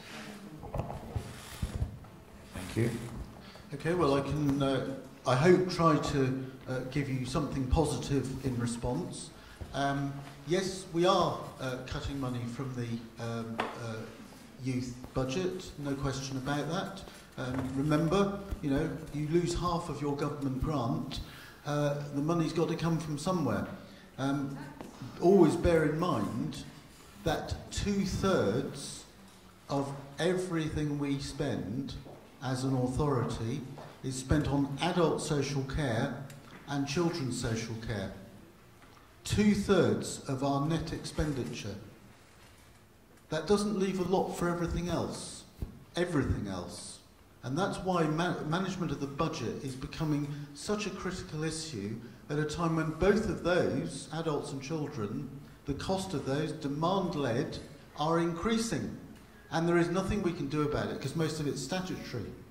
And that means that in terms of trimming the budget to the extent that we've had to, and still having a commitment to honour the delivery of frontline services is becoming more and more difficult. So we've got to find other ways of doing it. And it's no good us just wringing our hands and saying, well, that's what we must do. We've just got to keep on finding better ways. And one of the things we're doing with the former Argos building, in our project with the police, is putting some youth service work into that. And police, when you're a young person, I'm not being horrible, it's the last, no disrespect to this, but you do not want to be, I'm not being horrible, it's all right when you invite them to come along to an event, they're fantastic. But when I was a young person, they were the enemy. Okay, that was how it was. yeah. But I think you need to come and have a look. Well, applaud, but only applaud if you've seen the plans and you know how it's going to work and you understand that. If you still disagree when you've seen the plans and how it's going to operate, that's a different matter. But I think you do need to take a look at them. We're not naive, we're not stupid, we understand what you're saying, but we're not doing it in that way. And I think you need to look at those and give it a chance. Listen to what the young people want. Ask them if they want. Yeah, I mean, we had just to... And that is something that we've been doing before we formulated these plans. Yeah, we briefly had a youth forum as well, and it did come out quite a lot that there's not much to do for children in the area, lack of facilities, and we'll take that on board and keep pursuing that. Councillor Beesley, on the theme of employment and enterprise, sort of a lot of thoughts come to my mind about how much change is going on, the amount of change in the way that local governments change the way they do things. In the time that I've been following politics in Bournemouth, I've known 5 leaders, and you must be the most decisive force for change leader that I've ever come across. The amount of things that have changed the way Bournemouth operates since you've taken control and since 2007, and the way the cabinet works, it's really difficult to get my head round. And I understand that, you know, you've kind of set this bank up, the Bournemouth Community Finance Company Limited. I know that you've been the driving force behind the BH Live Trust, which is sort of arm's length management for public open spaces and leisure tourism venues. I know that you're a driving force behind the Bournemouth 2026 partnership, which is all about housing and disposal of land and how the council invests a lot of the money that you're now able to borrow from the Legal and General. That was sort of posted up in that lengthy question up there. Something like £300 million over the next 5 years. I also know that you're the sort of driving force behind the local enterprise partnership, which relies on European funding. Something like £40 million over the next 5 years. You introduced yourself talking about the sort of austerity cuts that are inevitable, regardless of who gets in. And thinking about an employment and enterprise, and thinking about the council's commitment for engaging with more and more people, getting more and more people to take up in civic duties, civic responsibility, civic pride. The Area Forum and myself and other people have been asking questions about and using the Localism Act, calling for a referendum on drugs policy. And going back to employment and enterprise, I'd just like to say, in Colorado, in America, where drugs policy and legislation regarding cannabis is kind of taking off, there's been massive changes to the legal frameworks around the world regarding cannabis. And in Colorado, they've created 1,500 jobs in the last 2 years because of changes to legislation. I'd also like to point out that Bournemouth is twinned with Netanya, a small town similar to Bournemouth on the north coast of Israel. Israel is a leading driving change for the sort of herbal properties of cannabis. So there's kind of lots of changes that are going on regarding drugs policy, and drugs have filtered through to a lot of the issues that we've talked about today. So I just wanted to point those facts out. But my question is to you. Considering that we've had the Police and Crime Commissioner endorse the concept that we need to start looking for alternatives to the status quo, that was back in August last year. Martin Underhill promised that he was going to start looking at alternatives. On the 30th of October last year, 21 members of Parliament from all political groups got together to discuss the necessity for changes to drugs policy. And then at the last Boscombe Area Forum, myself and Tobias Elwood sort of did a vox poll, a vote. When Tobias did it, you know, he didn't count the vote and it was inconclusive, so I repeated the vote myself. And the majority of the people who took part in that vote were in favour of changes to the government's procedures around drugs. And I was just wondering that, according to our rights as residents under the Localism Act, we've now called for a referendum. And I want to know whether you will now issue instructions to the officers and the Cabinet Member for Public Health to facilitate that referendum and to continue the debate of change. I'd like to know if you're going to get behind that with us and join the Police and Crime Commissioner. Well, I'm sorry, Chairman, I don't quite know what the terms of the proposed referendum around drugs actually is. If I know that, I can answer you. Along the lines of an amnesty on camp issues and a pledge by the council, the police authority, the health authorities, the various departments. Well, I'm totally unaware of such a proposal. The law is the law. It remains unchanged, and I'm sure the police, as you heard earlier, are taking a particularly hard line over drugs trading and drugs use. Personally, I am very strongly of the opinion, and this is a personal view, that I have a zero tolerance to drugs and their misuse. I think that many of the difficulties we've got here in Boscombe may actually find their cause coming back into drugs and alcohol misuse anyway. So if a proposed referendum is about what Boscombe can declare unilaterally against the law in terms of the use of cannabis or some other drug, then I don't understand how we would take that forward anyway. Okay, if we can just move on now. It's not strictly about this. Martin Underhill did say he would have a drugs conference, which we'll find out when that's going to happen, and we can pursue that then. If we can carry on with...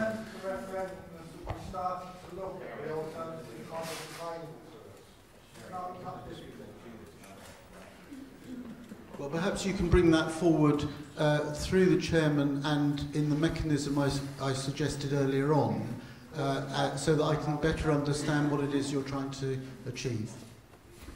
Hi, I'd just like to go back to what the youth worker was saying about youth provision. My own story is that my son, a couple of years ago, was suicidal. He's been on antidepressants for years because of the death of my husband. He was unable to get, we went for an emergency appointment at Christmas, was unable to get an emergency appointment at CAMS for 6 weeks. He started going to Fusion, he finally got some work, forced himself, went down to Fusion. He is now off antidepressants. He's really happy.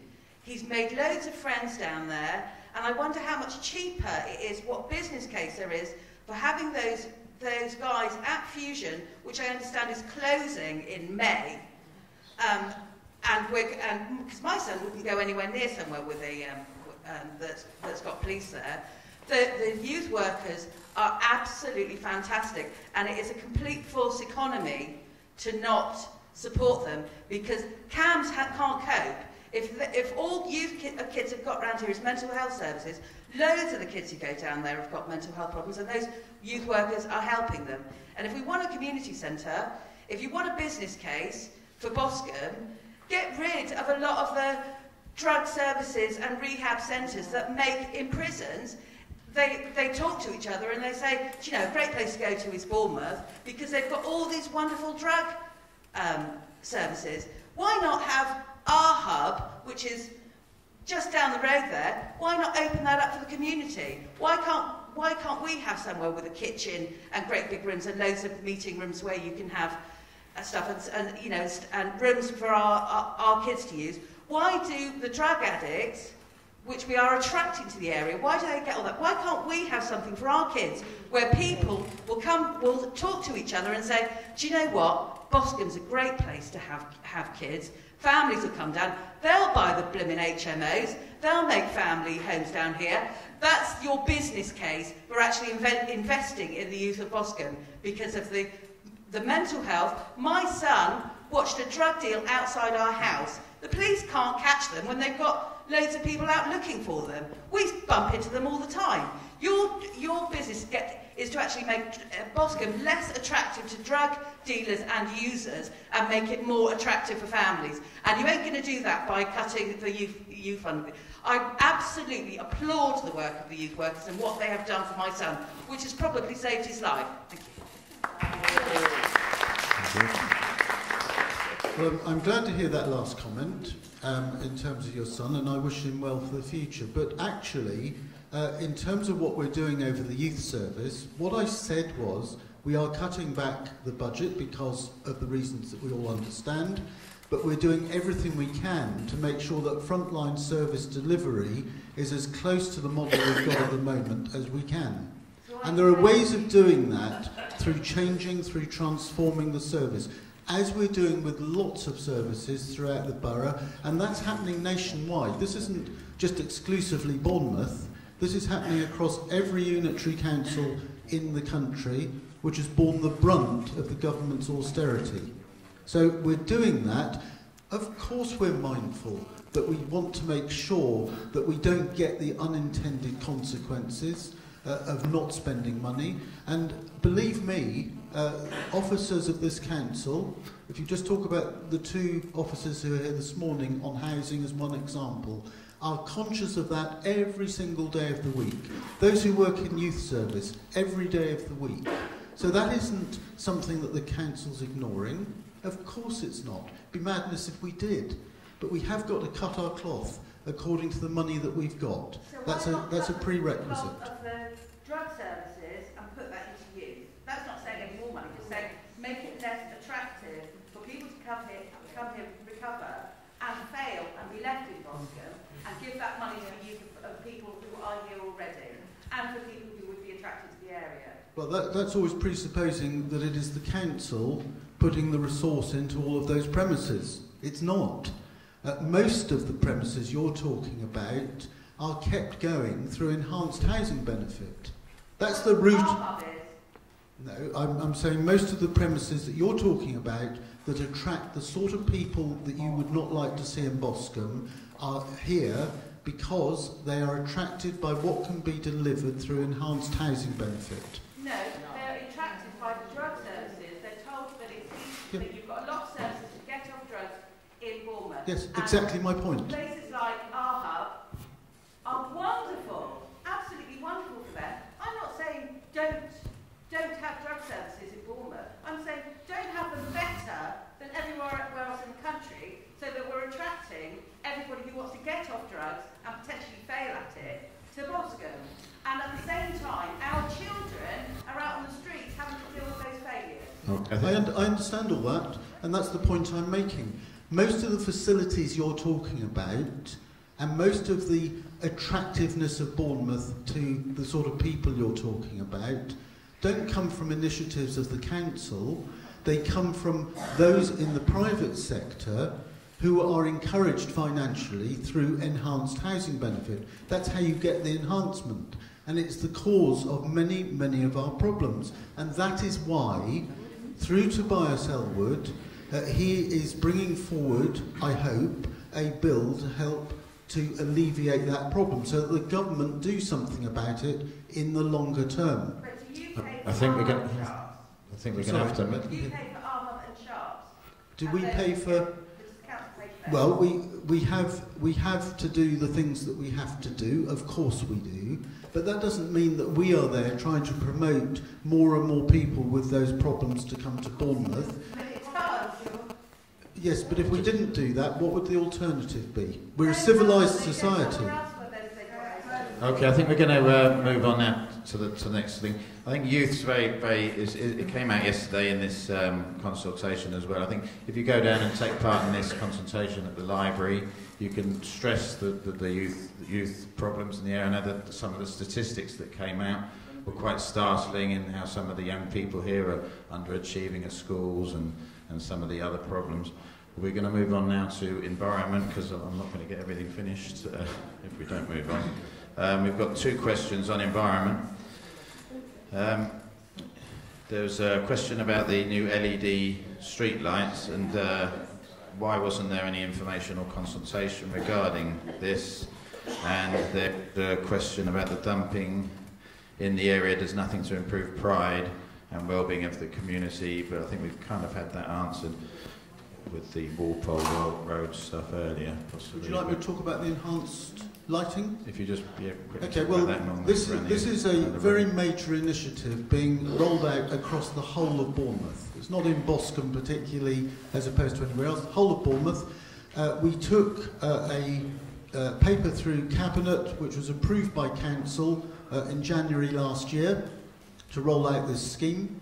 It's funded £3.5 million by Bournemouth Borough Council, £4.25 million from an organisation called Salix, which is an attachment to government. And the reason we're doing it is because we are completely replacing our street lighting across the borough in order to save something like 75% of our power bill for using that, so that we can keep the hours and all the rest of it. The payback time is extraordinarily quick, and so it's a great investment by the council on behalf of the council taxpayer. And I think the benefits, once we've got the payback, well, they're clear for everybody to see. Okay, we're going to move around the room and take questions on the environment. I actually quite like the LED lights because I can see the stars more clearly at night, and it does save energy. We'll take questions on the environment in Boscombe. That was my question about the lights. Good morning. I still can't see the street house numbers.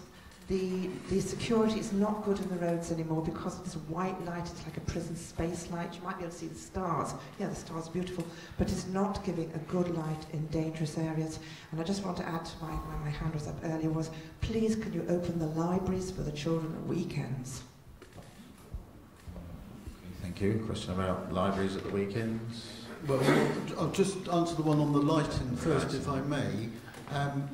I'm afraid, madam, that LED lighting for street lighting is the way forward. It is unsustainable to be paying the amounts that we are in terms of electricity, and replacement of those old fittings is far, far greater than what we're doing at the moment. It has to be the way forward. And it's a very mixed array of responses. Some people think it's great. I happen to be one of those. Others don't like it for other reasons. But it is the way forward. It is what the council's committed to doing. It is financially driven to a large extent in terms of the replacement. We've got a lot of street lighting that simply wasn't up to standard, and we couldn't properly afford to replace it. And of course it means that we will have enhanced street lighting all the way across the borough. Now, if there's a particular pocket where we should have more street lighting, that's something I think you should take up with your ward councillors, and they'll look at it. And then when it's affordable, they might be able to get something done about it. Could I also say about the actual road signs when you're driving along? A lot of our road signs are filthy, and street labels are also dirty. They need just a bucket of water, please. Get rid of all the stuff that's on the road signs and street signs. Well, again, we have actually put resources aside, money aside, and we've got a team of people who do that work. If you've got a particular one that's been neglected, feed it into your ward councillors. They'll get it done, in my experience, within the week. It can be done and done quickly. Okay, I think that's the message there is to send loads of emails to your ward councillors and try and get some results. I'll move around the room a bit more for questions on the environment.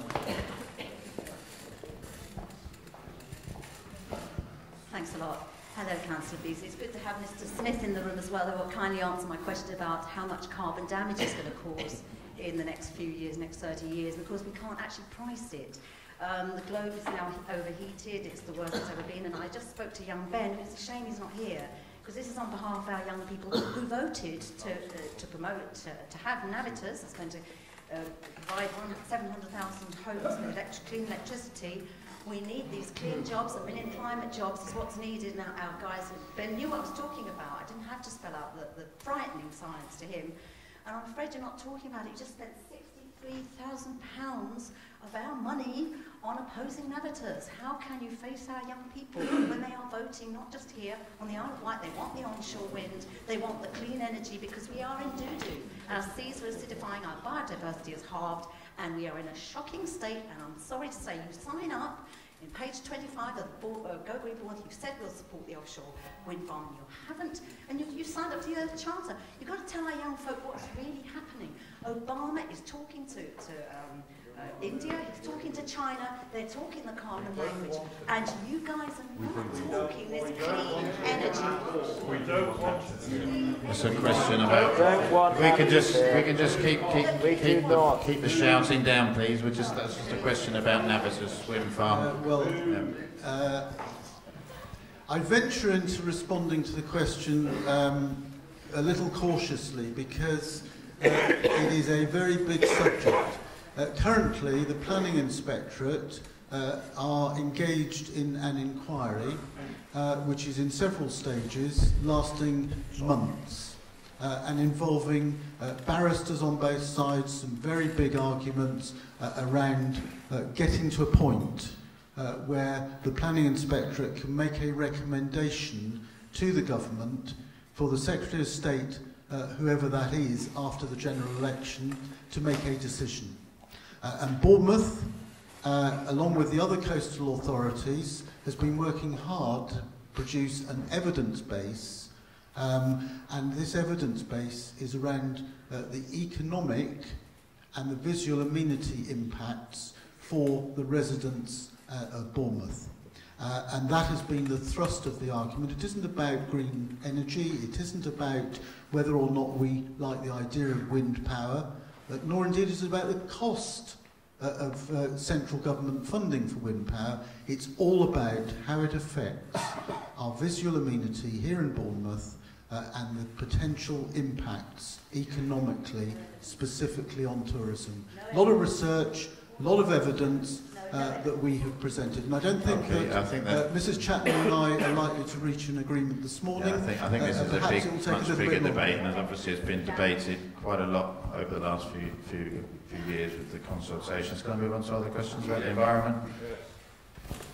Just in a similar vein, very quickly, what's your personal view on climate change and its potential effects on our coastline and future tourism? Well, as it affects the Boscombe Forum, which is the body I'm speaking to this morning, my concerns, as I've explained, and I assume that your question is again coming from the Navitas Bay wind farm proposal. Just generally what your opinion is. What my opinion is, I don't think my opinion really matters, does it? I think it matters any more than anybody else. We are signed up to the Earth Charter.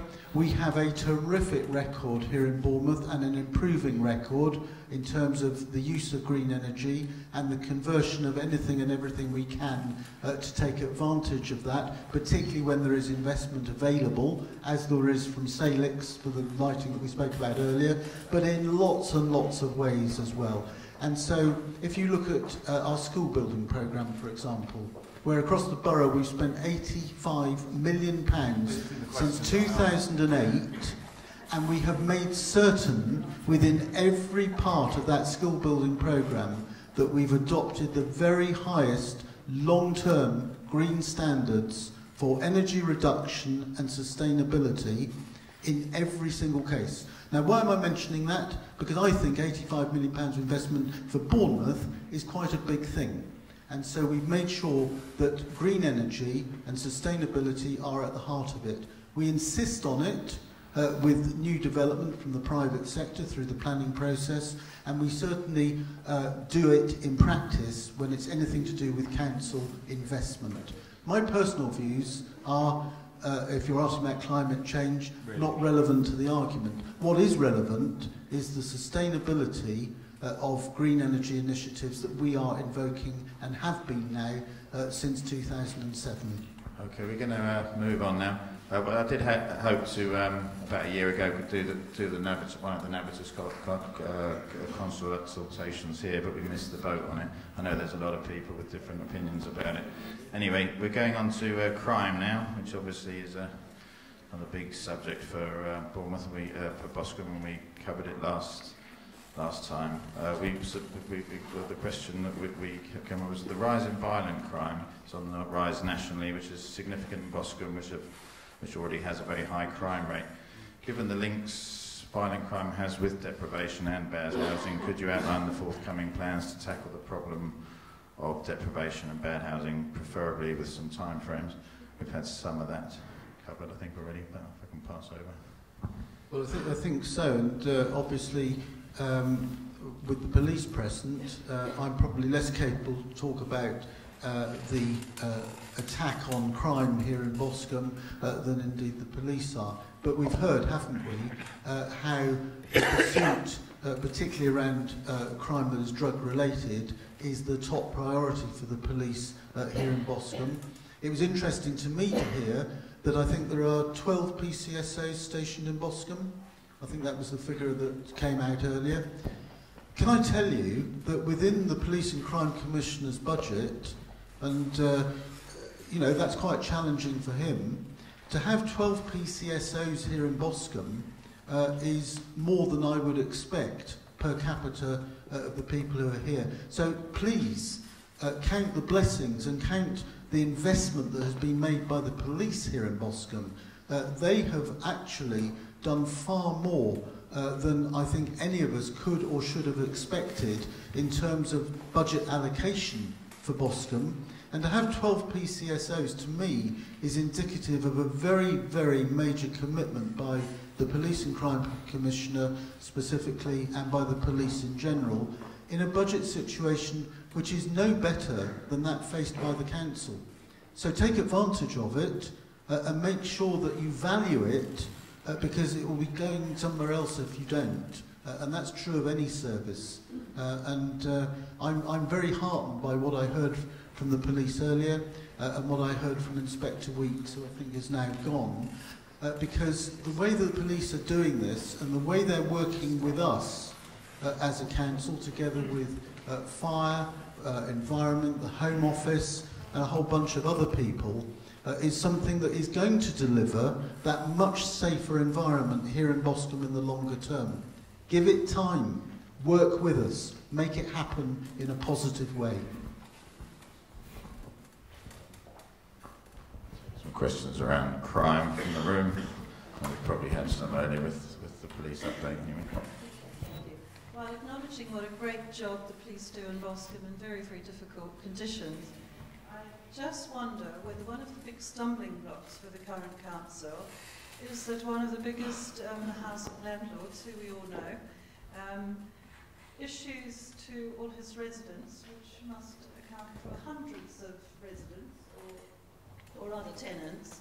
For example, in the last May 11 elections, he wrote to all his tenants suggesting that they all vote Conservative. Now, if they notice, I don't think everybody knows this, but you might look at it and think it was the Department of Work and Pensions, but however, that is not what it stands for. And recommends that everybody votes Conservative. I find that absolutely extraordinary, and I think that the Conservative councillors all are aware of this, but it must be something to do with it. It's got to be, because there has to be an element of self-interest in not tackling the areas of rundown HMO housing, which are repositories for where the crime originates. Well, it's an interesting. We all know that. It's an interesting question. Those are the areas where these people live. So, if they're encouraged to come into these houses and live like this, surely that's got to be germane to the whole problem, the basic problem. Well, it's an interesting. It's an interesting. No, don't do it. You should have said no. We don't want this to be written about them. You should have done that. You can just let. Well, if you let me answer the question, I'll happily do so. It's an interesting question. Dave Wells, because I assume that's who you're speaking about, I do recall that he went to the press and said whatever it is that you've just repeated from that piece of paper. That was with no knowledge and certainly no consent from the Conservative Party here in Bournemouth or anywhere else. He did it of his own volition, for whatever reasons he did it for.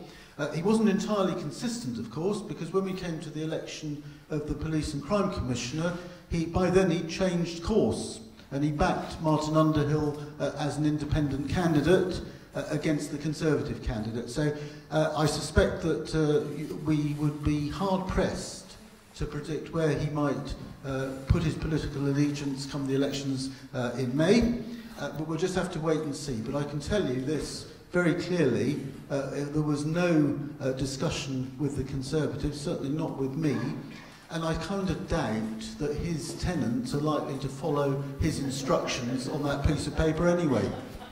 Okay, thank you. Many of these topics there do overlap. We know there's a link between bad housing and crime. Are there any other questions we have on crime? Or we can move on to... Oh, here we go. Yeah. It's just that after this blitz last year, we've actually got more annoyance in the houses. We've got these fans that always go on when you switch the light on every single time, and that goes up through the houses. We've also got window vents in which don't really close again. Sorry. No, I was just saying that some of these improvements are definitely not improvements. They've actually made the houses more annoying to live in. Well, I would imagine you're talking about a particular place, the place wherever it is that you live. If you'd like to feed in anonymously where that is to one of our officers, I'm sure they'll deal with it. No, one of them is actually apparently just pure law now, that you have got to have these revolving fans that go on every time you switch the light on. So you can't use the bathroom without this sodding thing going around.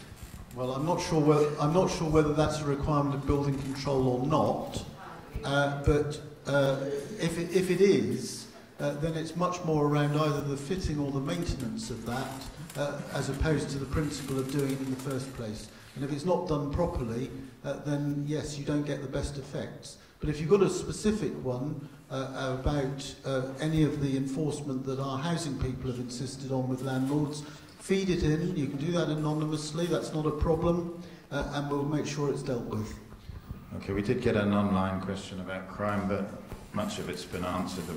Part of it was about selective licensing, which we'll be pursuing it elsewhere. But there is a question here. It says, last year you denied the Crime Commissioner an increase in budget. Will you do so again this coming year if you are elected? His budget is nothing to do with Bournemouth Council at all. It's completely independent and it's funding that comes directly from government to the police. How that works, if you look at your council tax bill, you'll see 3 charges on there. Bournemouth Borough Council, police and fire. And those last 2, police and fire, are what are called precepts. They are amounts charged by police and by fire which the local authority collects on their behalf at the same time as it collects your council tax. And in each of the last 2 years, your council tax bills have not only been frozen over 4 years, but in the last 2 years, the council tax element has reduced. And it's reduced by the amount that fire and police have increased. Because for Bournemouth Council, we have maintained what we said we were doing, which was freezing your council tax bills for as long as we could. And so we have picked up the balance as council taxpayers for those increases in fire and police and rendered your bills frozen. So it's only to that extent, but how he manages his budget is completely up to him. Okay, thank you for that. That answers the online question. Move on now to health, where we submitted 2 questions. One was, we know there's a number of changes in the NHS, so how will the forthcoming changes in the NHS budgeting affect those people at Boscombe? And a second question was about what are the plans to limit the number of addiction services, housing, particularly for drugs and alcohol and release prisoners in Boscombe. So up on the screen. So I'll hand those over. Well, I think there is quite a lot of consultation going on by the NHS at the moment, and I expect the forum and individuals here and elsewhere to be feeding into that process, as I'm sure I will be where I live and so forth. That's really important because shaping that NHS budget and its allocation in the commissioning of services is key to the future of health. The local authority, of course, has got a lot of input into that because the crossover between particularly adult social care and health is obviously very close, and there is always an issue over the allocation of those resources and responsibilities, and that's part of what the discharge from hospital arguments are about, and many others as well. And as I say, a lot of those are around adult social care, which is individually the largest set of expenditure of the council. So it's really important that you get engaged in that and understand the dynamics for the longer term, because it will affect everybody in this room, if not now, later on.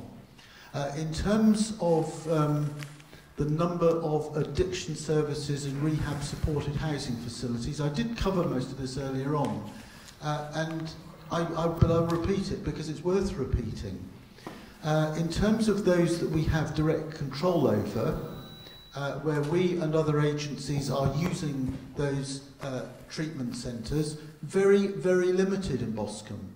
The overwhelming majority are private sector or funded externally from the council, with many that are using enhanced housing benefit, that is, housing plus some enhancement in terms of what they provide, which is often around this agenda, and for which the government pay that enhanced housing benefit. I don't like that. I don't think it does Boscombe, nor indeed many other parts of our town, any good whatsoever. But it is there, it's used responsibly by some, but not by all. And it's those who don't use it responsibly and aren't properly accountable where it lets us all down. And I'm hopeful that the work that Tobias Elwood's doing, the support that the Police and Crime Commissioner is giving, and I've no doubt the police in general, to help us tackle those problems, are the way forward. Because until or unless we get that enhanced housing benefit element changed, we will continue to have the financial incentive to have these sort of premises supported by public funding to the detriment of Boscombe. I'm not including all of them, but there are many, many of them which are publicly funded, which quite frankly I'd like to see the back of, and I'm sure everybody in this room would share that view. Okay, if we can take some questions to the floor on health. There we go. Just on that question, there's a new act that's partially in process. Various parts of it are coming in various months, the CARE Act. And we've had a cursory look at this, and it would appear that aspects of it have an impact on whether the council can pay housing benefit or not to people who are providing various services. And it seems to us, looking at this, we haven't had legal advice on this, but it seems to us that this would be an opportunity for the council to then say these various places have to come up to a specific standard, because we're aware that many of these places, which have been mentioned before, have very little in terms of proper care, although they're getting money. And so they are attracting people to the area, but these poor people aren't actually getting proper help to get off the demons that they've got. And so is this something that you would be looking at, or you're aware of, or you've had discussions about this aspect of the CARE Act? Well, I certainly agree with most of that, and that's really what I was saying about enhanced housing benefit. I don't think the Care Act actually goes far enough nor gives local authorities the power that we need to do what you're suggesting. Because if you take away the money, you remove the incentive. If you remove the incentive, then why would they want to do it? And they'll be back to where they should be, in my opinion. And that's why we are pushing ahead so hard with Phase 2 through Operation Galaxy, because that joint approach with the police and others are going to be, I think, the strongest piece of undermining force we can use to improve the standards and drive out the sort of occupation that we don't want to see in Boscombe. That's why we're doing it. But I don't think the Care Act is the solution to that, and that's why we're looking to members of Parliament locally to drive forward legislation that will give us those powers. And I would hope that by then the problem will have diminished because of the other work that we're doing. But I don't think we can rely on that being the outcome, because I think for as long as that financial incentive is there, they'll always be pushed at the edges. It's just that with the Act, there are parts of it which say it's up to the council to decide, to be satisfied that the accommodation and the care provided is to the standard that they require. Now, if you were then to say, well, this is the standard we require and we're not happy with it, those people don't get the money and therefore the financial incentive is removed. That was my point, really. No, I understand the point you're making, but I don't think that it goes far enough to do what we need to do across the whole of the estate. That's the problem. Okay, I know we're hitting 12 o'clock and then we have another topic still to go. I don't know if Mr. Beesley minds another 10, 15 minutes just to... Are there any questions about health before I move on to education and entertainment? No? Okay, if we can move on to education and entertainment, then there was an online question, but again it's been covered. It was up on there, but it was about drug rehabilitation. Education and entertainment. We submitted the Christian education entertainment. I saw the statistics the other day where we had 5-year-olds at schools not being performing well, but based on the last census things. So we know that there are problems in Boscombe. It has been previously raised in the forum that there are not enough spaces for secondary school intake. We did have the Nicola Green here last year. Can you give us details of definite plans on this issue for the children of Boscombe? Well, I'm glad you reminded everybody that Nicola did come, because Nicola Green is not only the Deputy Leader of the Council, but her portfolio is education and children's services. And I can assure everybody in this room, no member knows the subject better than she does. It's what she does every day of the week. And of course, she has had the biggest challenge that I suppose we've met here in Bournemouth for many generations in terms of the growth in numbers for primary education coming through. And I'll just explain that quickly, if I may, because that has a knock-on, clearly, into secondary education. There has been a baby boom, which nobody's quite sure which part of the country that started, but it's certainly slightly to the west of here, we believe, and it's affected this part of the country sooner than it has elsewhere. And in a way, that's been a good thing for us, because what it's meant is that the government came up with much of the additional funding we needed to build new primary school places, and indeed to make sure that those gave the enhancements to private education, primary education here in Bournemouth, that really required the investment that was lost when the previous scheme wasn't taken forward. So we've managed actually to get a huge enhancement to primary education across the borough, with an investment of somewhere around £85 million over the last 6 years. Huge amount of money for a small town like Bournemouth. But of course, in terms of secondary education, that will be the next major challenge. And it will be a major challenge. It's difficult to quantify against our current stock, but we are working very hard to make sure that, again, it will be seamless for those children as they move from primary to secondary. and that the school place provision is where it is most needed. And actually that's a bigger problem, is about making sure that where the increased numbers are is where the school places are.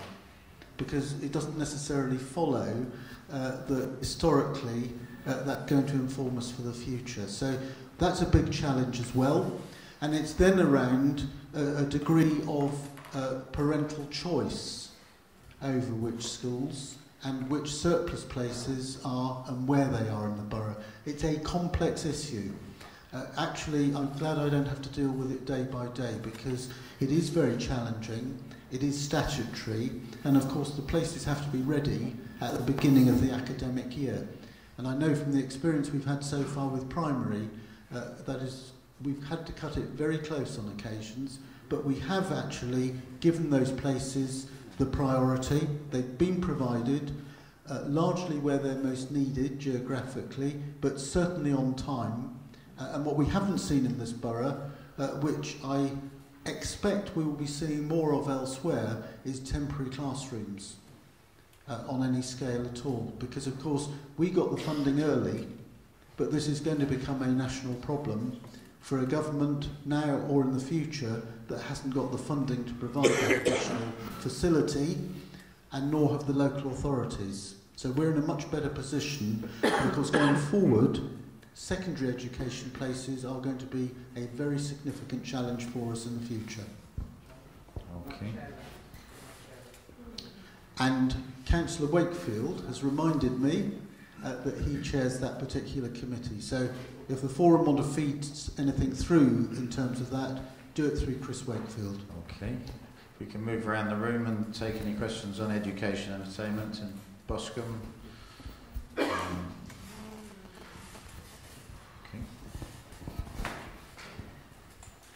I'm sorry, this is my question actually. That with the lighting about the where are you going to put these children? Where are you going to put them? Where the number of the children in Boscombe? Where are they going to go? Well, as an example, this is a school, Kings Park Primary, in which we have invested a considerable amount of government funding. I can't give you place by place where those are going to be, because one of the issues, one of the key issues actually, is whether this baby boom continues, or whether it levels off, or whether it reduces. Because there is a danger, isn't there, that if it reduces, we could end up with far too many primary school places, and we'll need to then look very carefully at schools provision at the secondary level as a result of that. It is a much more complex problem than most people, myself included, at the beginning of this process actually realised. And until you've experienced it and seen how it works in a mapping exercise, it is quite baffling actually. I understand that, and I'm sure immigration's got quite a lot to do with it. But you've still had to ship children into offices in Bournemouth to be educated. Children have to be shipped out, well, in an office, some children are being educated there. And then shipping children out to near the airport. And I just believe that children need to be part of the community. And this is my question is, where are the children of Boscombe going to be educated? All right, well, can I just deal with that issue? The school you're talking about, you spoke about office block and then out to the airport. That's a free school. It's got absolutely nothing to do with the council. It's one of the free schools that have come forward, totally independent of everybody apart from Ofsted. And they are given money by government to make a school work and to find premises and all the rest of it. And so we've had absolutely no influence over it at all. The only responsibility we have is if it doesn't go wrong, if it did go wrong, then we presume that the local authority would have to pick it up and make it work. But it hasn't, and hopefully it won't. Of course, most schools now are academies at secondary level, and an increasing number at primary level are as well. And so they have an independence from the local education authority that didn't exist before a few short years ago. And that's going to increasingly be the case, although the council have to pick up a lot of the statutory responsibilities around them. And we're making that work. because the primary focus, of course, is our children's education here in Bournemouth, and that will always be our primary focus, headed up by the Executive Director, Jane Portman, who believes passionately in education, as does the portfolio holder. So rest assured, that is something where there is massive focus. From my point of view, as the person responsible for the council's finances, a big headache, because every time either of them speak to me about this, it costs more money, and that money isn't in very plentiful supply. But we must find it, because we must continue to keep those standards up, and those standards over the last couple of years have improved immeasurably across the borough. So it doesn't matter to me whether it's Boscombe, whether it's Kinston, whether it's Southbourne, wherever it is in the borough, all children are equal in my book, and it's our duty to provide that standard of education. Okay. Yesterday we were given the statistics for Boscombe specifically, and the ones regarding children. The figures are quite startling in the way that the current figures. Bournemouth's average for good development, level of development for a children aged 5 is 57%, and Boscombe it's 32%. Grade A to C GCSEs, Bournemouth's achieving 61% as an average, Boscombe 39.6%.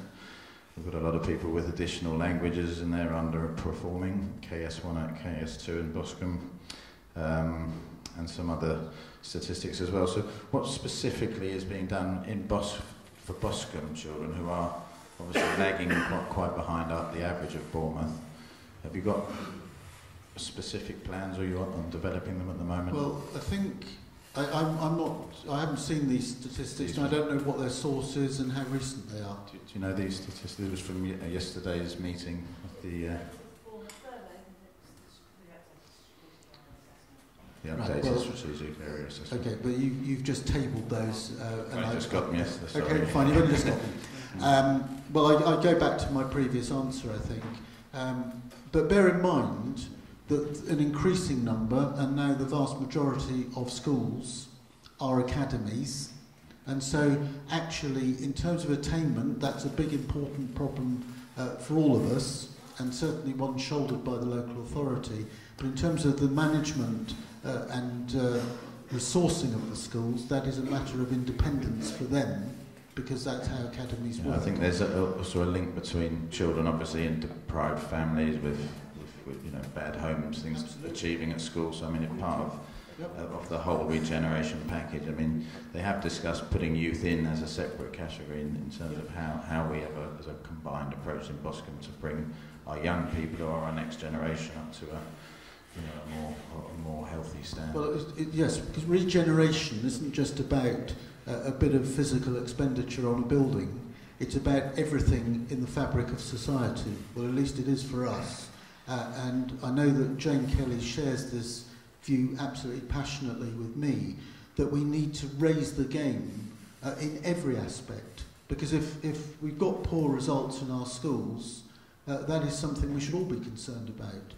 If we've got failing standards anywhere in our borough, that's something I am specifically concerned about. And that's what drove me to make Boscombe one of my top 5 priorities. Because it wasn't acceptable to me that we have got 2 wards right at the top of the index of southwest deprivation here in Bournemouth. It's as simple as that. That is not acceptable. And that's why Boscombe and indeed West Howe are 2 areas of the town that are at the top of our focus. Because we cannot have a town that we are all proud of and want to live in if we've got pockets of deprivation to that level. And education is a significant part of that. So it's not just about building new schools, it's what goes on in them and the attainment that comes out of them. And that's what we're focused on. Hi, I'm a bit confused after you just said that, because didn't you start off saying that youth was something that you weren't really that interested in spending any money on? You said you would cut your class to suit it. You said, so I've been asking about the lack of after-school facilities that for somebody like myself who's a working single parent, that my son can go and do after school. More wealthy families, they might have a mum at home who's able to take their child to go and do outside activities. In Boscombe, we've got a higher proportion of people who don't have cars, and the buses are really, really expensive, and it's really hard to get kids to go and travel to go on the bus to go and do music class or anything. There's nothing in Boscombe.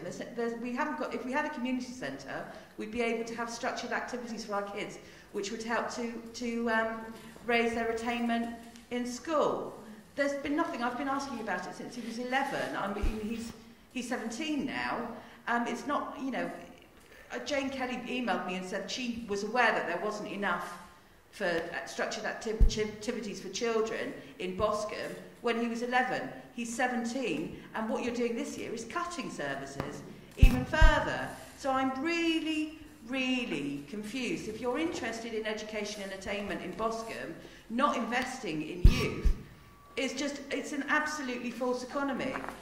You need to put, I would pay for activities in Boscombe for my child to go to. I've had money there ready to pay for activities for my son to do in Boscombe. I'm sure that there's other families who would pay for activities, but there's nowhere for them to be held. There's nothing on, and I really think that the council should look at it, should ask us what we want for our children, what would help them, what would help us, often working, often single, and needing help from the council in order to help our children succeed. We're not all, we're not all bad, we've just got less money. Well, I think I recognise that, don't I? Don't you think from what I've said earlier that I do? I certainly didn't say I didn't care. Did anybody hear me say I didn't care? I don't think so. I care passionately. Why am I here today? Why do I do all the things with my team of people here in Boscombe? Why are we focused on it? Why are we focused on it to the extent that we are? If I get negativity back in any sense, I want to know why that is. And I feel that negativity coming from you, not from the majority of the room. Now, in terms of youth provision, what I said was that given the cuts from central government... Do you want me to speak now, sir? Bring the other mic down, sorry. You'd rather bring the other mic for Mr. Beesley to on speaker. What I said was, given the cuts of 50% of our government grant, and given the priorities that we have to deliver on in adults and children's services, it's hardly surprising that we're looking to reduce budgets in certain parts of the council, and youth is no more exempt than anything else. But what it means is that we're finding different ways of delivering those services. We want that to have the least impact that it can. Of course we do. We're not here to cut services as a principle. We're here to make sure we get value for money out of them and deliver the most essential services we can. And believe me, I have looked hard and long at the provision of youth services and how we can do that better with less money. That's our challenge. That's what we'll keep on doing. So don't think for a moment that we're not. And yes, I do understand that money isn't plentiful for many, many people here in Boscombe. That's why it's such a priority to improve Boscombe and make sure that it is more sustainable and that we get more families living here and that we get more community ownership so that actually, over time, we can improve Boscombe. That's what we're doing, and that's what we're going to continue to do for as long as I'm leader of the council. Okay, we haven't done anything. You haven't done anything, not since he was 11 and I've been asking about it. We're going to take a couple more questions and we have to bring it to a close. We're running really over time. That's when we're going to get I have to come back, please, to the sorry, we don't really need any simplification, but here we go. I've got to come back to the library. This is a big centre. You've got accommodation above. Some of those areas could be used for centres for learning. You are shutting very early too at the library. It is shut Saturday afternoon. It is shut Sunday. Open up the library. They are brilliant here in Boscombe. They do really, really well. They've got lots of computers. They've got lots of things going on. Open up the library. And that's a start.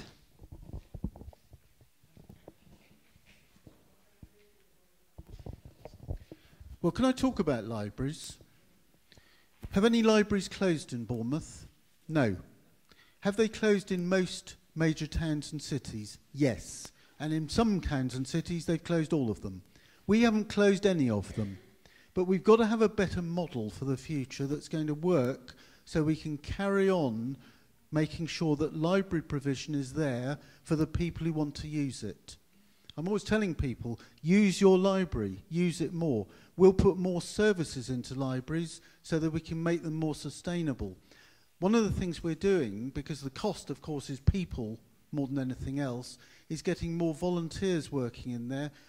We're getting less qualified librarians because we've got to cut our cloth accordingly. But we, as an administration, have made it a fundamental principle, and it comes forward as a suggestion time and again, but every time we say no, we've made it a fundamental principle not to close any libraries in Bournemouth. But it's still very difficult to finance them. Now, the library here in Boscombe is open on Saturday morning, isn't it? In the morning. And we've got to be sensible about this. If we could get more volunteers in, that might be the answer.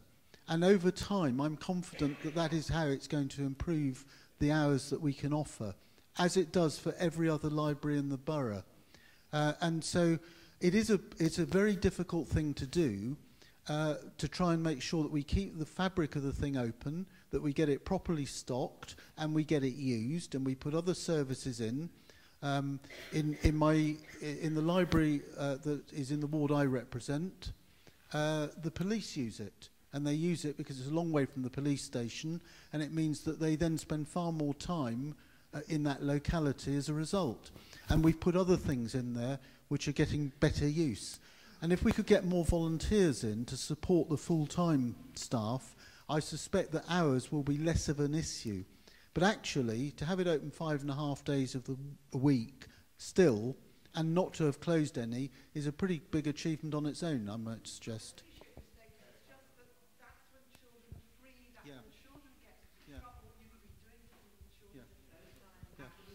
No, your point is well made, and I've picked it up.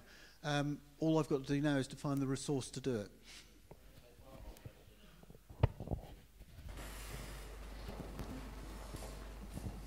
Hi, I just really wanted to say to a lot of people, I know people have expressed lots of concerns about their children and the future and schools and all sorts of things, and I understand that budgets are cut and things might get worse in that kind of way.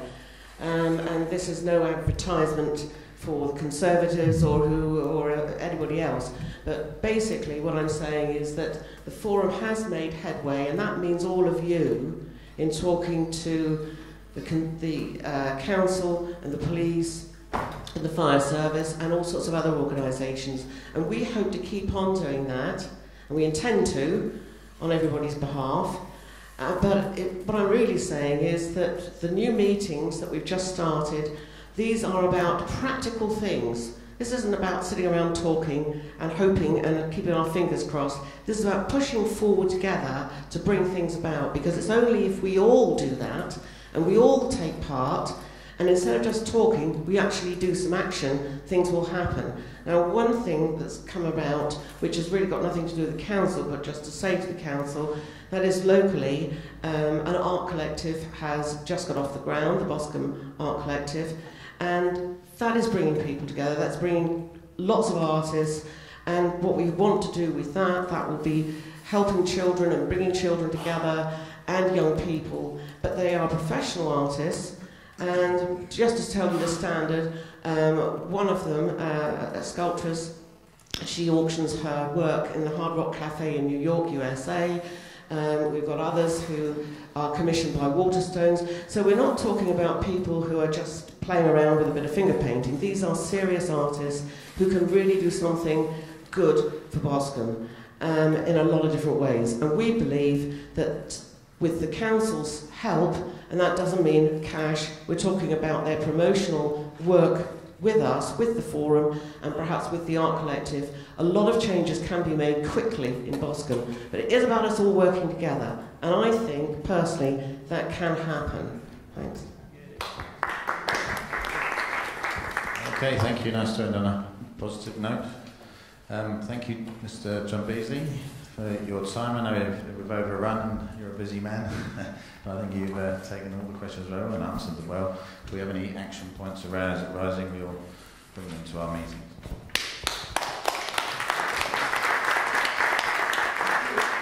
Well, thank you all very much indeed for being so patient with your questions. I hope I've answered them as fully as I can.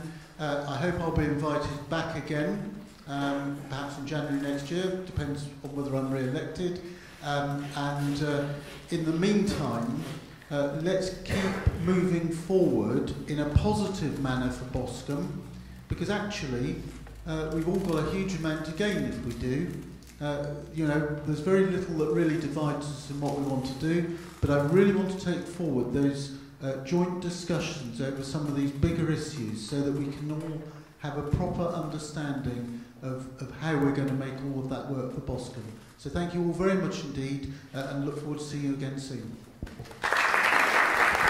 Thank you.